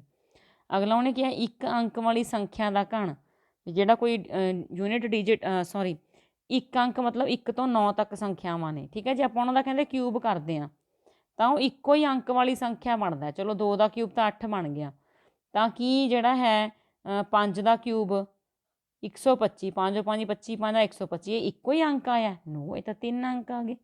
ਤਾਂ ਇਹਦਾ ਮਤਲਬ ਹੈ ਬੇਟਾ ਆਪਣੀ ਸਿਰਫ ਬੀ ਆਪਸ਼ਨ ਹੀ ਸਹੀ ਹੈ ਵੀ ਕਿਸੇ ਵੀ ਟਾਂਕ ਸੰਖਿਆ ਦਾ ਜਿਹੜਾ ਘਣ ਹੈ ਉਹ ਟਾਂਕ ਹੁੰਦਾ। ਅਗਲਾ ਕੁਐਸਚਨ ਦੇਖੋ ਜੀ, 50 ਪੈਸੇ ਦਾ 5 ਰੁਪਏ ਨਾਲ ਅਨੁਪਾਤ। ਪਹਿਲਾਂ ਤਾਂ ਆਪਾਂ ਇਹਨਾਂ 'ਚ ਅਨੁਪਾਤ ਨਹੀਂ ਲਿਖ ਸਕਦੇ ਕਿਉਂਕਿ ਇਹ ਜਿਹੜੇ ਇਹਨਾਂ ਦੇ ਯੂਨਿਟ ਬਰਾਬਰ ਨਹੀਂ ਹੈਗੇ, ਇਹ ਪੈਸੇ ਨੇ, ਇਹ ਰੁਪਏ ਨੇ। ਤਾਂ ਪਹਿਲਾਂ ਇਹਨਾਂ ਦੇ ਯੂਨਿਟਸ ਨੂੰ ਸੇਮ ਕਰੋ। 5 ਰੁਪਏ, 5 ਰੁਪਏ ਦਾ ਮਤਲਬ ਕਿੰਨੇ ਪੈਸੇ ਬੇਟਾ? 1 ਰੁਪਏ 'ਚ ਕਿੰਨੇ ਪੈਸੇ ਹੁੰਦੇ ਨੇ? 100 ਪੈਸੇ। ਤਾਂ 5 ਨੂੰ ਆਪਾਂ 100 ਨਾਲ ਗੁਣਾ ਕੀਤਾ, 500 ਪੈਸੇ ਬਣ ਗਏ ਹੁਣ ਇਹ। ਹੁਣ ਯੂਨਿਟ ਬਰਾਬਰ ਨੇ, ਹੁਣ ਆਪਾਂ ਇਹਨਾਂ ਦਾ ਕੰਪੇਅਰ ਕਰ ਸਕਦੇ ਹਾਂ, ਇਹਨਾਂ ਨੂੰ ਤੁਲਨਾ ਕਰ ਸਕਦੇ ਹਾਂ। 50 ਪੈਸੇ ਨੇ, ਪਹਿਲਾਂ 50 ਹੀ ਲਿਖਣਾ ਹੈ, ਫਿਰ 5 ਰੁਪਏ ਨੇ, ਫਿਰ ਆਪਾਂ 500 ਪੈਸਾ ਲਿਖਣਾ, ਠੀਕ ਹੈ। 1 0 ਨਾਲ 1 0 ਕੱਟੀ ਗਈ, 5 ਦੇ ਨਾਲ 50 ਕੱਟਿਆ ਗਿਆ। 1:10 ਕਿਹੜੀ ਆਪਸ਼ਨ 'ਚ ਦਿਖ ਰਿਹਾ ਜੀ? ਸੈਕਿੰਡ ਆਪਸ਼ਨ 'ਚ, ਠੀਕ ਹੈ। 1:10। ਇਹਦੇ 'ਚ ਇਹ ਧਿਆਨ ਰੱਖਿਓ ਬੇਟਾ, ਜਦੋਂ ਆਪਾਂ ਅਨੁਪਾਤ ਕੱਢਣਾ ਹੈ, ਰੇਸ਼ੋ ਕੱਢਣੀ ਹੈ, ਤਾਂ ਜਿਹੜੀ ਯੂਨਿਟ ਹੈ ਉਹ ਸੇਮ ਹੋਣੀ ਚਾਹੀਦੀ ਹੈ। ਪਹਿਲਾਂ ਯੂਨਿਟ ਸੇਮ ਕਰੋ ਫਿਰ ਘਟਾ ਲਓ। ਅਗਲਾ ਦੇਖੋ ਜੀ, 840 ਰੁਪਏ ਅੰਕਿਤ ਮੁੱਲ ਵਾਲੀ, ਅੰਕਿਤ ਮੁੱਲ ਮਤਲਬ ਮਾਰਕਡ ਪ੍ਰਾਈਸ MP, ਇੱਕ ਵਸਤੂ 714 ਰੁਪਏ ਵਿੱਚ ਵੇਚੀ ਜਾਂਦੀ ਹੈ, ਤਾਂ ਇਹ ਹੋ ਗਿਆ ਇਹਦਾ ਸੈਲਿੰਗ ਪ੍ਰਾਈਸ। ਤਾਂ ਕਟੌਤੀ ਪਤਾ ਕਰੋ ਮਤਲਬ ਡਿਸਕਾਊਂਟ। ਤਾਂ ਬੇਟਾ ਜੇ ਕਿਸੇ ਚੀਜ਼ ਦੇ ਉੱਪਰ ਜਿਹੜੀ ਆਪਾਂ ਖਰੀਦਣ ਗਏ ਹਾਂ 840 ਰੁਪਏ ਲਿਖਿਆ ਹੋਇਆ ਅਤੇ ਆਪਾਂ ਉਸ ਤੋਂ ਬਾਅਦ ਡਿਸਕਾਊਂਟ ਵਗੈਰਾ ਕੱਟਣ ਤੋਂ ਬਾਅਦ ਉਹਨੂੰ 714 ਰੁਪਏ ਦੇ ਕੇ ਆਏ ਹਾਂ, ਅਤੇ ਇਹਨਾਂ ਨੂੰ ਘਟਾ ਕੇ ਪਤਾ ਲੱਗ ਜੂਗਾ ਕਿ ਕਟੌਤੀ ਕਿੰਨੀ ਸੀ। ਚਲੋ ਜੀ ਘਟਾਓ, 0 ਚੋਂ 4 ਨਹੀਂ ਕੱਟਦੇ ਆਪਾਂ, ਹਸਲ ਲੈ ਲਓ। 10 ਚੋਂ 4 ਗਏ 6, 3 ਚੋਂ 1 ਗਏ 2, 8 ਚੋਂ 7 ਗਏ 1, ਤਾਂ ਕਿੰਨੇ ਹੋ ਗਏ ਜੀ? 126 ਰੁਪਏ ਜਿਹੜੀ ਹੈ ਉਹ ਕਟੌਤੀ ਹੋ ਗਈ। ਕੀ ਆਨਸਰ ਆ ਗਿਆ ਆਪਣਾ? B option. ਅਗਲਾ ਹੈਗਾ 3/4 ਨੂੰ ਪ੍ਰਤੀਸ਼ਤ ਵਿੱਚ ਬਦਲੋ। ਤਾਂ ਇਹ ਕਿੰਨਾ ਸੌਖਾ ਕੰਮ ਹੈ, ਦੇਖੋ 3:4, ਤਾਂ 3/4 ਲਿਖ ਸਕਦੇ ਹਾਂ। ਪ੍ਰਤੀਸ਼ਤ 'ਚ ਬਦਲਣਾ ਤਾਂ ਗੁਣਾ 100 ਕਰਨਾ ਪਊਗਾ। 4 ਦੇ ਪਹਾੜੇ 'ਤੇ ਦੇਖੋ 100 ਕਿੱਥੇ ਹੁੰਦਾ? 25 ਤੇ 25 ਚੌਕਾ 100 ਹੁੰਦਾ ਨਾ। ਉੱਪਰ ਆਪਣੇ ਕੋਲ ਕਿਹੜੀਆਂ ਸੰਖਿਆਵਾਂ ਬਚੀਆਂ ਨੇ? 3 ਗੁਣਾ 25, ਤਾਂ ਕਿੰਨਾ ਆ ਗਿਆ? 25 ਤੀਆ 75%। ਕਿੱਥੇ ਆਨਸਰ ਲਿਖਿਆ ਹੋਇਆ? ਇਹ ਵੀ ਬੀ ਆਪਸ਼ਨ 'ਚ। ਤਾਂ ਕੋਈ ਵੀ ਅਨੁਪਾਤ ਆਉਂਦਾ ਬੇਟਾ ਤੁਸੀਂ ਉਹਨੂੰ ਪਹਿਲਾਂ ਬਟਿਆਂ 'ਚ ਲਿਖੋ, ਗੁਣਾ 100 ਕਰ ਦਿਓ ਜਦੋਂ ਉਹਨੂੰ ਪ੍ਰਤੀਸ਼ਤ ਦੇ ਵਿੱਚ ਬਦਲਣਾ। ਕਲੀਅਰ ਹੋ ਗਿਆ ਬੱਚੇ ਇਹ ਕੁਐਸਚਨ ਦੋਨੋਂ ਤੁਹਾਨੂੰ? ਹੁਣ ਦੇਖੋ ਅਗਲਾ ਕੁਐਸਚਨ, ਦੇਖਣ ਨੂੰ ਲੱਗ ਰਿਹਾ ਵੀ ਪਤਾ ਨਹੀਂ ਕਿੰਨਾ ਕੁ ਵੱਡੀ ਚੀਜ਼ ਪੁੱਛੀ ਹੈ ਨਾ, ਛੋਟਾ ਜਿਹਾ ਹੀ ਕੁਐਸਚਨ ਹੈ। ਇੱਕ ਰਾਸ਼ੀ 16% ਸਾਲਾਨਾ ਦਰ 'ਤੇ 16% ਐਨੂਅਲ 1 ਸਾਲ ਦੇ ਲਈ ਉਧਾਰ ਲਿੱਤੀ ਹੈ। ਸਮਾਂ ਕਿੰਨਾ ਆਪਣੇ ਕੋਲੇ? 1 ਈਅਰ। ਜੇਕਰ ਵਿਆਜ 3 ਮਹੀਨਿਆਂ ਬਾਅਦ ਜੋੜਿਆ ਜਾਂਦਾ ਹੈ, ਹਰ 3 ਮੰਥਸ ਬਾਅਦ ਜਿਹੜਾ ਵਿਆਜ ਮਤਲਬ ਇੰਟਰਸਟ ਜੋੜਿਆ ਜਾਂਦਾ ਤਾਂ 1 ਸਾਲ ਵਿੱਚ ਕਹਿੰਦੇ ਕਿੰਨੀ ਵਾਰੀ ਵਿਆਜ ਦੇਣਾ ਪਊਗਾ? ਤਾਂ ਬੇਟਾ ਸਿੰਪਲ ਕੁਐਸਚਨ ਹੈ, 1 ਸਾਲ ਹੈ, 1 ਸਾਲ ਦਾ ਮਤਲਬ ਉਹਦੇ ਵਿੱਚ ਮਹੀਨੇ ਕਿੰਨੇ ਨੇ ਜੀ? 12। ਜੇ ਆਪਾਂ ਹਰ 3 ਮਹੀਨਿਆਂ ਬਾਅਦ ਵਿਆਜ ਦਿੰਦੇ ਹਾਂ ਤਾਂ ਕਿੰਨੀ ਵਾਰੀ ਵਿਆਜ ਦੇਣਾ ਪਊ? 3 3 6 3 9 ਤੇ 3 12। ਕਿੰਨੀ ਵਾਰੀ ਵਿਆਜ ਦੇਣਾ ਪਊਗਾ? 4 ਵਾਰੀ। ਇੱਕ ਹੋਰ ਤਰੀਕਾ ਹੈ ਕਿ 12 ਨੂੰ 3 ਨਾਲ ਆਪਾਂ ਡਿਵਾਈਡ ਕਰ ਲਓ, 4 ਤੀਏ 12, ਤਾਂ ਵੀ 4 ਹੀ ਆਨਸਰ ਹੋਣਾ। ਤਾਂ ਜਦੋਂ ਤਿਮਾਹੀ 3 ਮਹੀਨੇ ਬਾਅਦ ਆਪਾਂ ਵਿਆਜ ਦੇਣਾ ਤਾਂ ਕਿੰਨੀ ਵਾਰ ਦੇਣਾ ਪਊਗਾ ਵਿਆਜ ਜੀ? 4 ਵਾਰੀ। ਅਗਲਾ ਕੁਐਸਚਨ ਬਿਲਕੁਲ ਈਜ਼ੀ ਹੈ, ਸਮਾਨ ਪਦ ਪਤਾ ਕਰਨੇ ਨੇ। ਸਮਾਨ ਪਦ ਦਾ ਮਤਲਬ ਲਾਈਕ ਟਰਮਸ। ਦੇਖੋ ਇਹਦੇ ਕੋਲ x ਹੈ, ਇਹਦੇ ਕੋਲ y ਹੈ, ਤਾਂ ਲਾਈਕ ਨਹੀਂ ਹੈਗੀਆਂ। z ਤੇ z² ਨੋ, ਇਹ ਵੀ ਲਾਈਕ ਨਹੀਂ ਹੈਗੀਆਂ। p ਤੇ pq ਨੋ। mn ਹਾਂਜੀ, ਕਿਹੜੀ ਆਪਸ਼ਨ ਸਹੀ ਆਊਗੀ? D option. ਇਹਦੇ ਜਿਹੜੇ ਵੇਰੀਏਬਲ ਨੇ ਉਹ ਬਿਲਕੁਲ ਹੀ ਸੇਮ ਨੇ ਅਤੇ ਇਹ ਲਾਈਕ ਟਰਮਸ ਨੇ। ਕਲੀਅਰ ਹੋ ਗਿਆ ਬੱਚਾ? ਅਗਲਾ ਕੁਐਸਚਨ ਦੇਖੋ, ਸਮਾਂਤਰ ਚਤੁਰਭੁਜ ਦਿੱਤੀ ਹੋਈ ਹੈ ਬੇਟਾ, ਕਿਹਦਾ ਮੁੱਲ ਪਤਾ ਕਰਨਾ ਆਪਾਂ? x ਦਾ। ਸਮਾਂਤਰ ਚਤੁਰਭੁਜ ਦਾ ਮਤਲਬ ਪੈਰਲੋਗ੍ਰਾਮ। ਹੁਣ x ਦਾ ਮੁੱਲ ਕੱਢਣਾ, ਤਾਂ ਪੈਰਲੋਗ੍ਰਾਮ ਦੇ ਵਿੱਚ ਆਪਾਂ ਨੂੰ ਪਤਾ ਹੈ ਕਿ ਸਾਹਮਣੇ ਵਾਲੇ ਐਂਗਲ ਬਰਾਬਰ ਹੁੰਦੇ ਨੇ, ਪਰ ਇਹਦੇ ਸਾਹਮਣੇ ਤਾਂ ਇੱਥੇ ਕੁਝ ਹੈ ਹੀ ਨਹੀਂਗਾ, ਹੁਣ ਆਪਾਂ ਕੀ ਕਰੀਏ, ਅਗਲਾ ਰੂਲ ਲਗਾਓ ਕਿ ਜਿਹੜੇ ਲਾਗਵੇਂ ਕੋਣ ਹੁੰਦੇ ਨੇ ਉਹਨਾਂ ਦਾ ਜੋੜ ਕਿੰਨਾ ਹੁੰਦਾ 180। ਤਾਂ x ਤੇ 80 ਇਹਨਾਂ ਦਾ ਜੋੜ ਕਿਹਦੇ ਬਰਾਬਰ ਆਉਣਾ ਚਾਹੀਦਾ 180। ਸਮਾਂਤਰ ਚਤੁਰਭੁਜ ਦੀਆਂ ਕੋਣਾਂ ਦੀਆਂ ਤੁਹਾਨੂੰ ਰੂਲਸ ਯਾਦ ਨੇ ਨਾ ਕਿ opposite angles are equal, adjacent angles are supplementary, ਮਤਲਬ ਜੋ ਲਾਗਵੇਂ ਕੋਣ ਨੇ ਉਹਨਾਂ ਦਾ ਜੋੜ 180 ਹੋਏਗਾ। तो x ਆਪਾਂ ਲੈਫਟ ਸਾਈਡ 'ਤੇ ਰੱਖ ਲਿਆ, 180 ਮਾਈਨਸ 80 ਕਿੰਨਾ ਆ ਜਾਏਗਾ ਬੱਚੇ 100 ਡਿਗਰੀ। ਠੀਕ ਹੈ, ਤਾਂ ਇਹ ਕਿੱਥੇ ਆਪਸ਼ਨ 'ਚ ਲਿਖਿਆ ਹੋਇਆ ਫਸਟ ਵਿੱਚ। ਠੀਕ ਹੈ ਜੀ, ਓਕੇ ਕਲੀਅਰ ਹੋ ਗਿਆ। ਅਗਲਾ ਦੇਖੋ, ਇਹ ਤੁਹਾਡੇ ਅਗਲਾ 12ਵੇਂ ਚੈਪਟਰ 'ਚੋਂ ਆ ਗਿਆ, ਹਾਂ ਆ ਗਿਆ ਘਾਤਾਂ ਵਾਲੇ ਚੈਪਟਰ ਦੇ ਵਿੱਚੋਂ 13ਵੇਂ ਨਾ। ਹੁਣ ਦੇਖੋ ਜੀ ਇਹ ਕਿਵੇਂ ਗੁਣਾ ਕਰਨੀ, ਅੱਛਾ ਗੁਣਾ ਕਰਨ ਵਾਲਾ ਹੈ ਤਾਂ 9th ਚੈਪਟਰ ਦੇ ਵਿੱਚੋਂ ਹੈ। ਇਹਦਾ ਹੋਊਗਾ 3 ਦੂਣੀ 6, ਗਿਣਤੀ ਨੂੰ ਗਿਣਤੀ ਨਾਲ ਗੁਣਾ ਕਰ ਲਿਆ। ਏ ਤੇ ਏ ਆਧਾਰ ਬਰਾਬਰ ਨੇ ਤੇ ਘਾਤਾਂ ਹੋ ਜਾਣਗੀਆਂ ਜੋੜ, ਚਲੋ ਘਾਤਾਂ ਦਾ ਰੂਲ ਵੀ ਲੱਗਿਆ ਹੈ ਨਾ। ਤਾਂ 6 ਦੀ ਘਾਤ ਕਿੰਨਾ ਆ ਜਾਊਗਾ 15, ਕਿਹੜੇ ਇਹਦਾ ਫਸਟ ਆਪਸ਼ਨ ਦੇ ਵਿੱਚ ਹੀ ਲਿਖਿਆ ਹੋਇਆ, ਆਪਾਂ ਨੂੰ ਆਨਸਰ ਮਿਲ ਗਿਆ। ਗੁਣਾ ਕਿਵੇਂ ਕਰੀਦੀ ਆ ਬੱਚੇ, ਗਿਣਤੀ ਦੇ ਅੱਖਰ ਨੂੰ ਗਿਣਤੀ ਦੇ ਅੱਖਰ ਨਾਲ ਗੁਣਾ ਕਰ ਲਓ, ਫਿਰ ਜਿਹੜੇ ਆਪਣੇ ਕੋਲ ਵੇਰੀਏਬਲ ਨੇ ਉਹ ਪਛਾਣ ਲਓ ਜੇ ਤਾਂ ਸੇਮ ਨੇ, ਜਿਵੇਂ ਹੁਣ ਇੱਥੇ ਏ ਤੇ ਏ ਹੀ ਸੀਗਾ, ਆਧਾਰ ਬਰਾਬਰ ਸੀ, ਆਪਾਂ ਘਾਤਾਂ ਨੂੰ ਕੀ ਕਰਤਾ ਜੋੜ। ਜੇ ਅਲੱਗ-ਅਲੱਗ ਹੁੰਦੇ ਬੱਚੇ, ਜੇ ਇਹ ਐਂ ਹੁੰਦਾ ਇੱਥੇ b ਦੀ 10 ਪਾਇਆ ਹੁੰਦਾ, ਫਿਰ ਆਪਾਂ 3 ਦੂਣੀ ਦਾ 6 ਕਰਨਾ ਹੀ ਕਰਨਾ ਸੀ। a ਦੀ 5 ਤੇ b the 10 as it is ਲਿਖੇ ਜਾਂਦੇ, ਇਹਨਾਂ ਨੂੰ ਕੁਛ ਨਹੀਂ ਸੀ ਕਰਨਾ ਤੁਸੀਂ, ਕਿਉਂਕਿ ਇਹ ਲਾਈਕ ਟਰਮਸ ਨਹੀਂ ਹੈਗੀਆਂ, ਇਹਨਾਂ ਦੇ ਜਿਹੜੇ ਬੇਸ ਨੇ ਉਹ ਬਰਾਬਰ ਨਹੀਂ ਹੈਗੇ। ਕਲੀਅਰ ਹੋ ਗਿਆ ਬੱਚੇ। ਤੇ ਇਹਦਾ ਆਨਸਰ ਕੀ ਆਇਆ 3 ਦੂਣੀ 6, a ਦੀ ਘਾਤ 15। ਅਗਲਾ ਤੁਸੀਂ ਸਿਰਫ ਆਈਡੈਂਟਿਟੀ ਪੂਰੀ ਕਰਨੀ ਹੈ, ਤਤਸਮਕ ਪੂਰਾ ਕਰਨਾ ਹੈ। a ਪਲੱਸ b ਦਾ ਹੋਲ ਸਕੇਅਰ ਕਿਹਦੇ ਬਰਾਬਰ ਹੁੰਦਾ ਹੈ a square plus 2ab plus b square, ਕਿੱਥੇ ਲਿਖਿਆ ਹੋਇਆ ਜੀ ਸੀ ਆਪਸ਼ਨ 'ਚ। ਅਗਲਾ ਦੇਖੋ ਜੀ ਕੁਐਸਚਨ, x ਬਰਾਬਰ 1 ਦੇ ਲਈ ਪੁੱਛਿਆ ਉਹਨੇ ਵੀ ਇਸ ਵਿਅੰਜਕ ਦਾ ਮੁੱਲ ਕੀ ਹੋਊਗਾ। ਤਾਂ ਬੱਚੇ ਇਹਨੂੰ ਪਹਿਲਾਂ ਥੋੜ੍ਹਾ ਜਿਹਾ ਇਹਦੀ ਬ੍ਰੈਕਟਾਂ ਖੋਲ੍ਹ ਲਓ। x ਨੂੰ x ਨਾਲ ਮਲਟੀਪਲਾਈ ਕਰੋਗੇ x ਸਕੇਅਰ, x ਨੂੰ ਮਾਈਨਸ ਦੇ 3 ਨਾਲ ਮਲਟੀਪਲਾਈ ਕਰੋਗੇ ਮਾਈਨਸ ਦਾ 3x ਪਲੱਸ 2। ਹੁਣ ਜਿੱਥੇ ਜਿੱਥੇ x ਹੈ ਆਪਾਂ ਭਰਨਾ ਕੀ ਹੈ 1, 1 ਦਾ ਸਕੇਅਰ 3 ਇੰਟੂ 1 ਪਲੱਸ 2। ਹੁਣ 1 ਦਾ ਸਕੇਅਰ ਕਿੰਨਾ ਹੁੰਦਾ 1, 3 ਨੂੰ 1 ਨਾਲ ਗੁਣਾ ਕਰਾਂਗੇ 3 ਪਲੱਸ ਕਿੰਨਾ ਜੀ 2। ਹੁਣ ਪਲੱਸ ਦਾ ਹੀ 1 ਹੈ, ਪਲੱਸ ਦਾ ਹੀ 2 ਹੈ, ਤਾਂ ਪਹਿਲਾਂ ਇਹਨਾਂ ਨੂੰ ਜੋੜ ਲਓ, 2 ਤੇ 1 ਹੋ ਗਏ 3 ਪਲੱਸ ਦੇ ਮਾਈਨਸ 3 ਹੈਗਾ ਹੀ ਸੀ, 3 ਚੋਂ 3 ਘਟਾਵਾਂਗੇ 0, ਤਾਂ ਇਹਦਾ ਆਨਸਰ ਕਿੰਨਾ ਆਊਗਾ C 0। ਅਤੇ ਜੇ ਤੁਹਾਨੂੰ ਇਹ ਨਹੀਂ ਯਾਦ ਰਹਿੰਦਾ ਕਿ ਅਸੀਂ ਬਰੈਕਟ ਖੋਲ੍ਹਣੀ ਹੈ ਤਾਂ ਤੁਸੀਂ ਕੀ ਕਰੋ, ਜੋ ਗਿਵਨ ਹੈ ਉਹਦੇ ਵਿੱਚ ਵੀ ਮੁੱਲ ਭਰ ਸਕਦੇ ਹੋ। ਦੇਖੋ x ਦੀ ਥਾਂ 'ਤੇ 1 ਭਰਿਆ, ਬਰੈਕਟ 'ਚ 1 ਮਾਈਨਸ 3 ਭਰਿਆ ਪਲੱਸ 2। ਹੁਣ ਬਾਹਰ 1 ਹੈ, 3 'ਚੋਂ 1 ਘਟਾਵਾਂਗੇ 2, ਕਾਹਦਾ ਆਊਗਾ ਮਾਈਨਸ ਦਾ, ਵੱਡੇ ਅੱਖਰ ਦੀ ਨਿਸ਼ਾਨੀ ਲੱਗਦੀ ਹੈ ਨਾ। ਬਰੈਕਟ ਖੋਲ੍ਹੋ, ਮਾਈਨਸ ਦੇ 2 ਨੂੰ 1 ਨਾਲ ਗੁਣਾ ਕਰੋਗੇ ਮਾਈਨਸ ਦਾ 2 ਪਲੱਸ 2, 2 ਚੋਂ 2 ਘਟਾਓਗੇ ਆਨਸਰ ਕਿੰਨਾ ਆਊਗਾ 0। ਦੋਨੋਂ ਤਰੀਕਿਆਂ 'ਚੋਂ ਤੁਹਾਨੂੰ ਜਿਹੜਾ ਉੱਥੇ ਯਾਦ ਰਹਿੰਦਾ ਉਹਦੇ ਹਿਸਾਬ ਨਾਲ ਤੁਸੀਂ ਆਨਸਰ ਆਪਣਾ ਲਗਾ ਸਕਦੇ ਹੋ। ਅਗਲਾ ਕੁਐਸਚਨ ਤੁਹਾਡੀ ਬੁੱਕ ਦੇ ਵਿੱਚੋਂ ਹੀ ਹੈ, ਇਹਨਾਂ ਨੂੰ ਆਪਾਂ ਜੋੜ ਕਰਨਾ। 3 ਰਕਮਾਂ ਨੇ ਦੇਖੋ ਬੱਚੇ, AB ਮਾਈਨਸ BC। ਹੁਣ ਇੱਥੇ ਪਲੱਸ ਦੀ ਨਿਸ਼ਾਨੀ ਪਾ ਲਓ ਕੌਮਾ ਦੀ ਥਾਂ 'ਤੇ, ਕਿਉਂਕਿ ਆਪਾਂ ਨੂੰ ਪਲੱਸ ਕਰਨ ਲਈ ਕਿਹਾ ਗਿਆ।